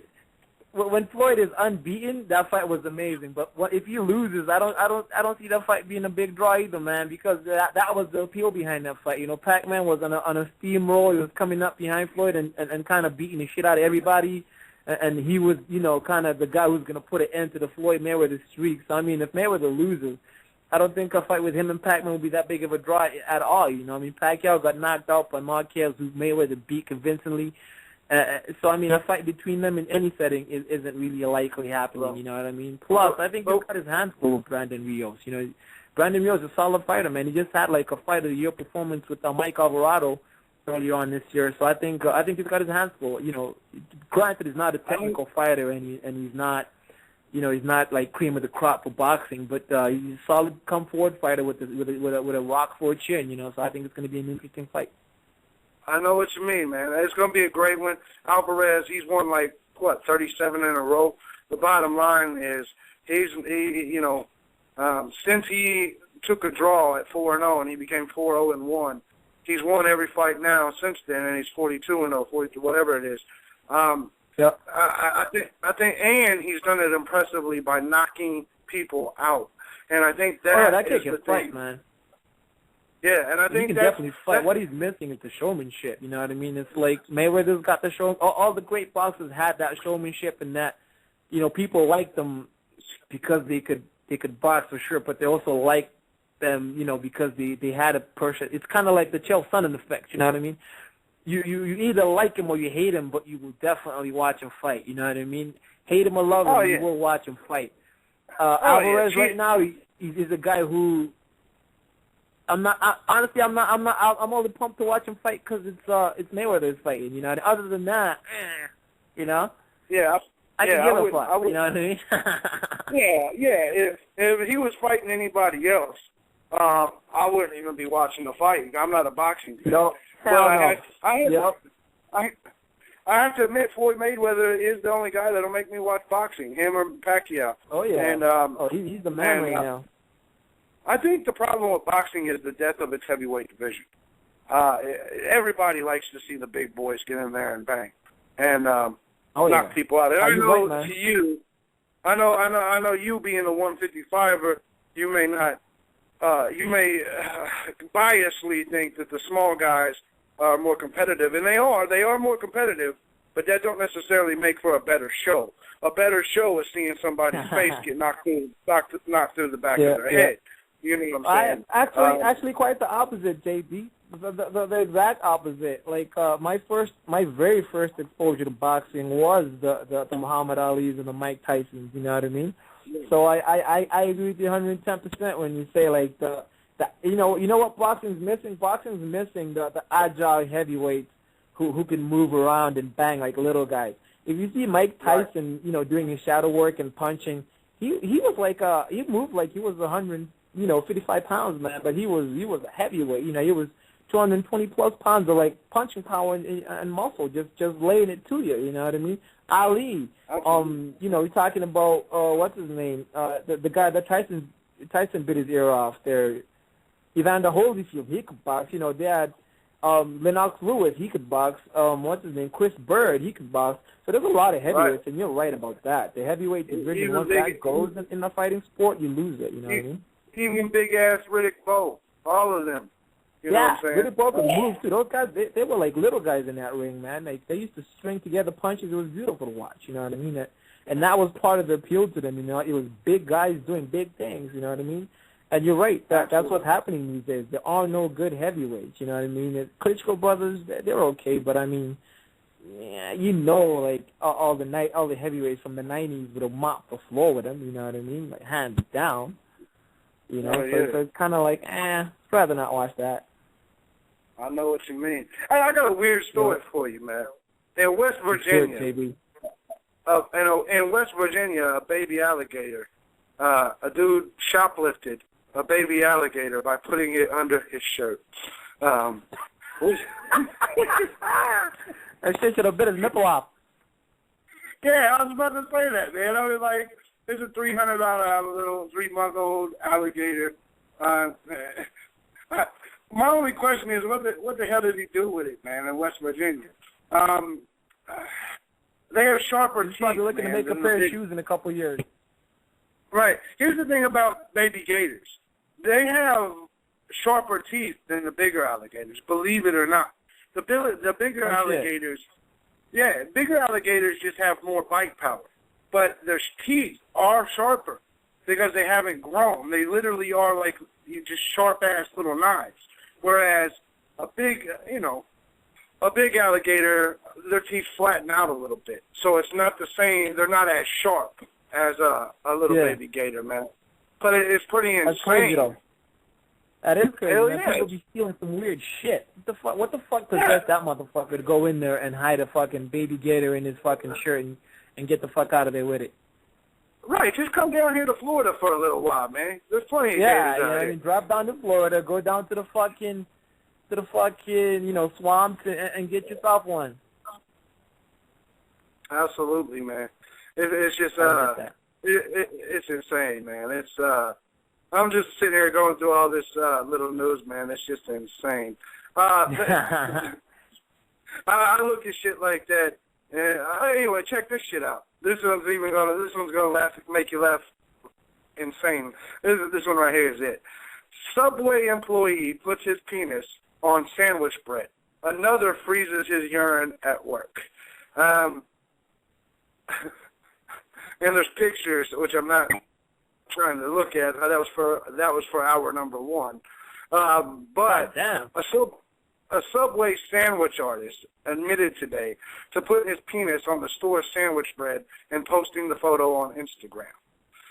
The bombshell comes after Huffington Post News received several photos posted by two men in Columbus, Ohio, who work for the restaurant chain. Their Twitter and Instagram pages are festooned with photos of their exploits. In several photos, Subway's signature bread is shaped into penises. One of the men, Cameron Boggs, admitted on Instagram that today at work I froze my pee in a water bottle. When you hear stories like this, how the fuck, with that and then KFC serving a brain in one of their meals, how the fuck? I saw the picture of the Taco Bell dude licking the big-ass thing of taco shells.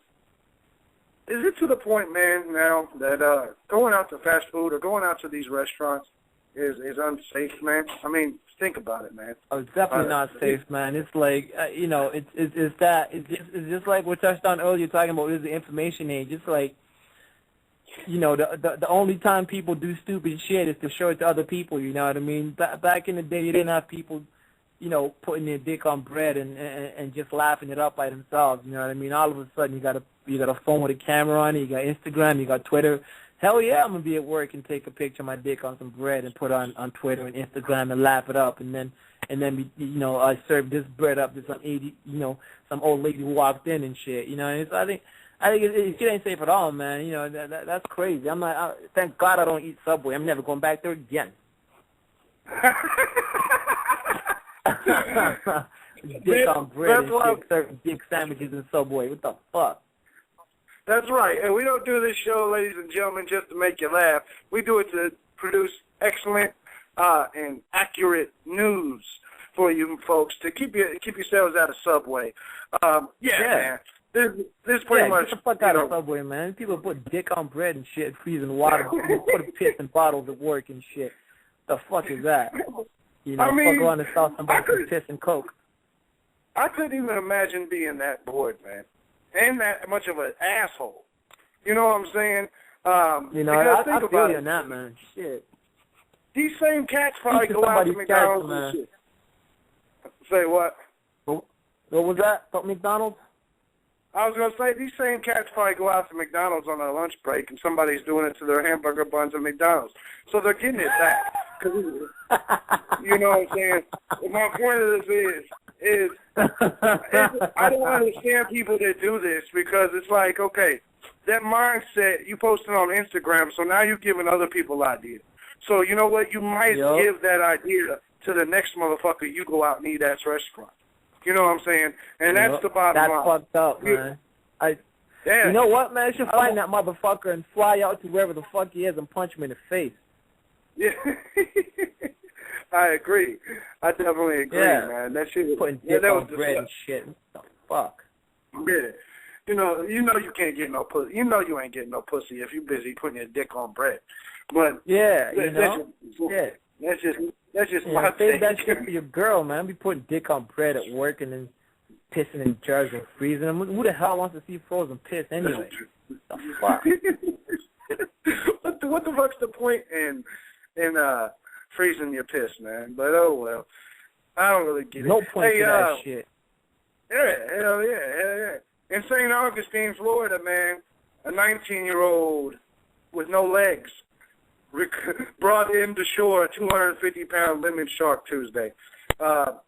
He didn't have no legs, but that didn't stop him from reeling in the 8-foot, 250-pound lemon shark. My question is this. You ain't got no damn legs. Why the fuck is you shark fishing? Because if the wrong shark grabs that shit, he's going to pull your ass into that water, and then how the fuck you going to swim out? So he's probably looking for the shark that bit his legs off, man. Get a man a break. Yeah. And see, I'm an animal conservationist, so this kind of, I don't like this fishing shit. Those that are taking pictures with the shark and everything. Leave the fucking sharks alone. You don't see sharks on land, fish coming to get us. But it is what it is, man. Just seeing the picture. Yeah. You know what, though? On the flip side, though, I give that man credit, though, because it's like he's overcoming a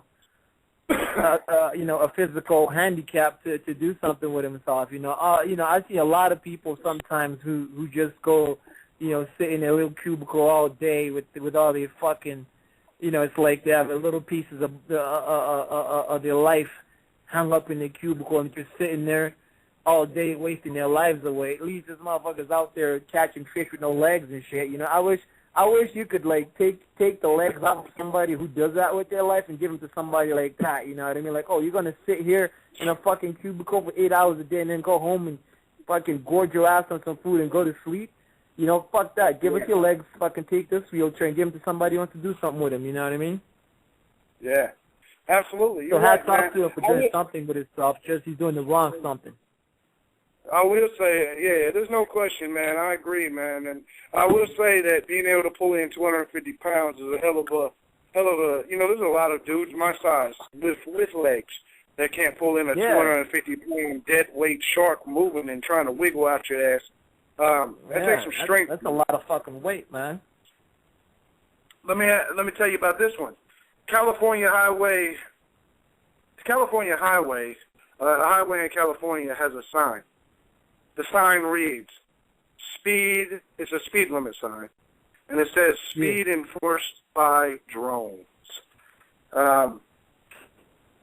What the fuck am I supposed to think about that? Speed enforced by drones. Does that mean if I go past my speed, that a drone is going to do what a drone does, which is shoot missiles or some shit at me? What the fuck does that mean? I don't know if you're aware of the drones. That means the government is out wasting money on some bullshit again, is what that means. You know what I mean? Motherfucking all kinds of civil rights fucking infringements and shit going on in this country.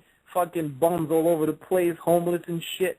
Fuck around and go buy a drone to enforce the speed limit. What the fuck? You're right, man. I'm about to move up there to Canada with you, man, if this shit keeps up. It's just as bad in Canada, man. That's the difference with, living in Canada and USA and the rest of the world, you know what I mean? It's like we got first world problems over here, you know what I mean? It's like over here, we have fucking speed enforcement drones and fucking cameras that catch you speeding and shit. Fuck around and go to, a third world country, You know what I mean? None of that shit exists. You know what I mean? Fuck, Right. you know, That's we because- got drones that are forced to speed. Like, oh, what? Nobody gives a fuck about the speed here, but tell you what, you won't catch anybody serial raping, fucking murdering, fucking bank robbing, and nothing. You know what I mean? That's you know, that's just, it just kind of highlights the differences in our lifestyles and shit. Well, it's Nazi Germany 2.0, sir. That's what's going on here. All of our liberties are being snatched, and That is basically, we're all fucked because until the citizens step up, and I'm not going to use the wrong wordage here. Let's just say challenges the global elite. There's basically no way out of this. They're going to keep shitting on us. They're going to keep taxing us. They're going to keep making laws that destroy our constitutions and our liberties. And until someone does something about it, and I don't mean any acts, any individual dumb acts. I mean, until there is a civil war or until there is a politician that is willing to stand up against the global elite without worrying about him getting killed, I don't think it's going to change. I think they're going to try to collapse the U.S. dollar, and that's what they're doing now. And once that collapses and all these welfare recipients no longer have food stamps, people are going to go nuts. And that's just the truth, man. I think, and I can say that with experience. I've been on food stamps before, and I know that if that shit would have just stopped and I couldn't feed my kids, there would have been a lot of hurt motherfuckers. But, and I think that's... What you've just described there, my friend, is the ghetto. That's what the ghetto is. The only reason there's so much rampant crime and bullshit going on in the ghetto is because people have nothing, you know, they're frustrated the fuck out themselves, right? Like, if you don't have a job and you don't have, you know, you can see all this bullshit going on around you, and you know, you could drive 10 minutes down the road and see a completely different lifestyle, but just because of where you live and where you were born, you know, you're stuck in that bullshit environment. That's the ghetto right there. Like, I mean, where else? How can you explain that? You know, some bullshit just kicks off and you know, someone ends up, you know, goes from bumping into someone and get a shot. It's the frustration. What do you think happens when you take a man, you put him in a modern situation, but now you take away all the amenities that make him, you know, capable of feeding his family and taking care of his family? He's going to be frustrated to the point of just overreacting to everything that happens to him, right? I mean, if you had a job and a logical, you know, and everything going on, and you had a fair shake at life like everybody else does in the society, you wouldn't be bothered to get into half the shit that people get into.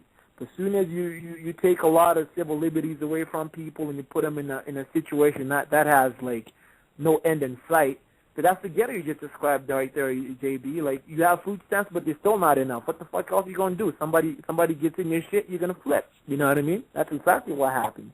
And all it is now you're cutting out the middle class, and now the middle class is gonna join the ghetto elite. You know what I mean? As soon as that happens, that's when the shit's gonna fucking, you know, it's gonna be topsy-turvy, and it's gonna be all hell to be paid. You know what I mean? Absolutely, no doubt about it. Got another good one for you. Nick, You're full of them today. yeah, Nick Gilrenan, a UPS store worker, 27-year-old, took part in a contest in Brooklyn. It was the Brooklyn Smallest Penis Contest. And, shit. And he won, and a crowd of 100 watched the New York City native match members with 5 other contestants, including a 55-year-old from Minnesota. The competition included a swimwear round of skimpy mesh mannequins, and it was pretty funny, actually. But basically, how the he fuck won do the you contest. get a 55-year-old in a no-dick contest? That's some bullshit right there. Can't be fucking beating no 55-year-olds in the no-dick contest.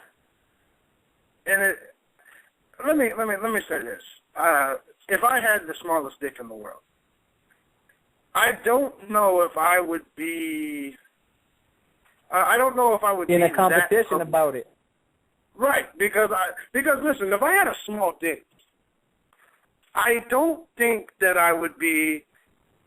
I don't know if I'd want to know if it was the smallest, because I think that my own. Do you see what I'm saying? If you had a small one, your self-esteem would be low enough. So I couldn't imagine taking part in that contest because what if I lost? My only hope, if I had a small dick, my only hope would be that there was someone out there smaller. So there would be no chance in hell I would take a chance on proving that I was the smallest. You know what? I think all those guys got in that competition to find somebody who had a smaller dick than them. And so there was one guy who was thoroughly disappointed because he had the smallest dick. Yeah. I know he was up in there trying to be like, I hope somebody's got a smaller dick than I do.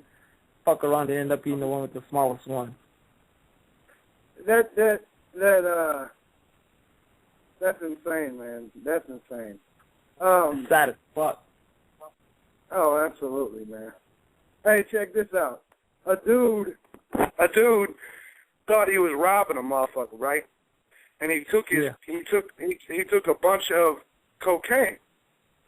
He gets pulled over, and he thought, and the cops thought they had him for a bunch of cocaine. Yeah. Come to find out, the dude thought he stole and robbed all this cocaine, and it wasn't cocaine. It was human ashes. Oh, shit. I hope he didn't try to sniff that.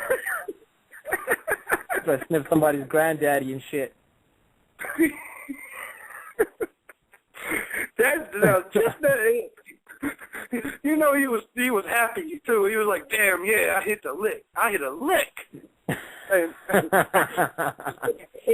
And you know the police was laughing at. You know the police had to have been laughing at him. They had to have been like, "Okay, now we have DNA because obviously." So not only do we have proof that you did the robbery, but it wasn't even dope. So, you know, he had to have been all fucked up. I'd have loved to see him try to sell that shit to somebody, though, too. Some fucking crackhead kicked the shit out of him for trying to sell some ashes. Hell yeah. Oh, no doubt about it, man. No doubt about it. Hey, man, I got another one. A big fat chick falls off the roller coaster at Six Flags, Texas. She off the big Texas ride. It's coming down the big hill from over 150 feet in the air. Her thing disconnects, and she goes tumbling down the whole fucking thing and dies. Which, no, I'm not making light of, well, I guess I am making light of death. But, I go to amusement parks all the time, so the whole country is talking about how dangerous roller coasters are now, even though only 4 deaths on roller coasters happen a year, and most of them are heart attacks. Yeah. What would you do? How would you react if you was on a roller coaster and the chick in front of you, in the very beginning of the ride, when you're first going up the hill and going down, starts just tumbling off that motherfucker? Number one, do you ride roller coasters? And number 2, what would be your thoughts at that very moment? Man, I love roller coasters to death. Fucking love them. And what I'll probably do is what the guy who recorded that video clip did. There's probably some guy who recorded that and threw it on WorldStar. I'd have been like, pulled out my phone and be like, oh, shit. Instagram that shit. Yeah, I record all the rides I get on. Some of my family's YouTube, my home videos YouTube. I'm real big on recording. Yeah, exactly, man. It's 2013, man. I'd have pulled my phone out and recorded that shit. Yeah. So had I been on there, I would have. Oh man, I would have had, and I wouldn't have let nobody know it, because if I would have let them know it, they would have wanted to take my phone as evidence. Fuck that. Probably I would have stopped took the that. ride too. Right. I would have took that video like home. That shit would have been up on YouTube in no time, and I would have got paid, no question. I would have monetized that video, and that would have been it. I wouldn't even say nothing about somebody falling off till the ride stopped, because I paid to be on that ride, man. I'd be like, yeah, I think somebody fell off, like one of the dips, man. You better go back and look.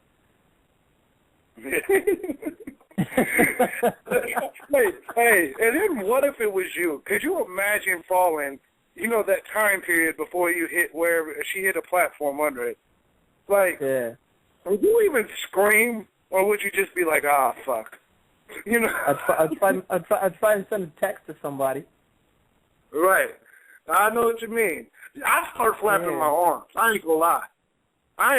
If it was me, I'd start flapping my arms. I'd probably try to grab on this thing, too. Oh, yeah, definitely. But I'd be like, look, I know we can't fly, but maybe if I try hard enough, I'll be the first motherfucker.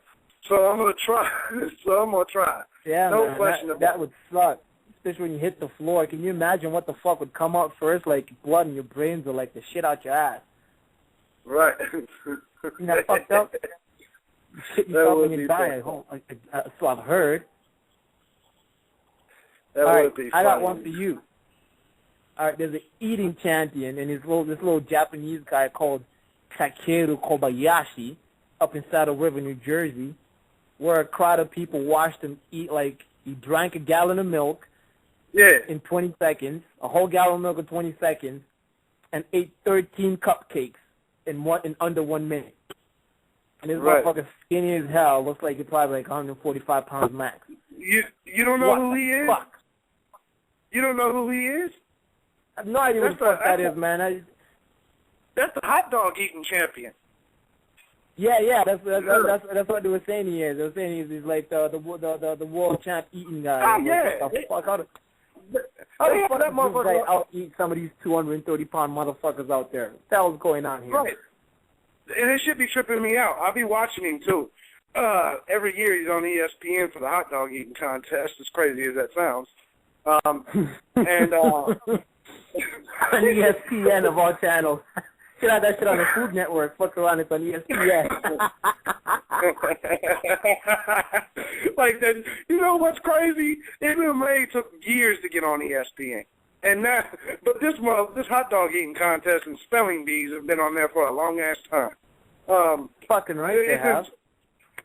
It's insane, man. And listen, I can do the hot dogs. I can roll with that.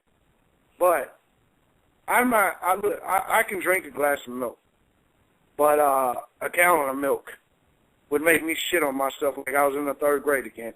I'm telling you that now.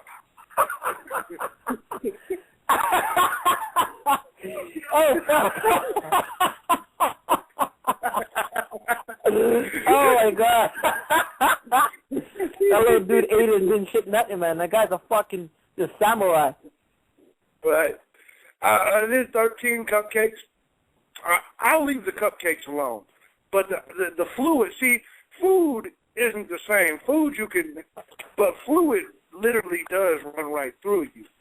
So a gallon of milk, man, I couldn't even imagine it, bro. I couldn't even imagine being, I couldn't, God. But, I don't know. Some people love that shit, man. Some people love milk that much. I don't, I think it's too thick, man. I'd throw up about halfway in, no question. I wouldn't even try and drink that shit. Maybe if they had a fucking pussy eating contest or something, get up in that shit. But I don't think they put out on ESPN, no. Yeah, I hear you there. There's a lot of contests. There's a lot of contests I would do. There's a lot of contests I would do.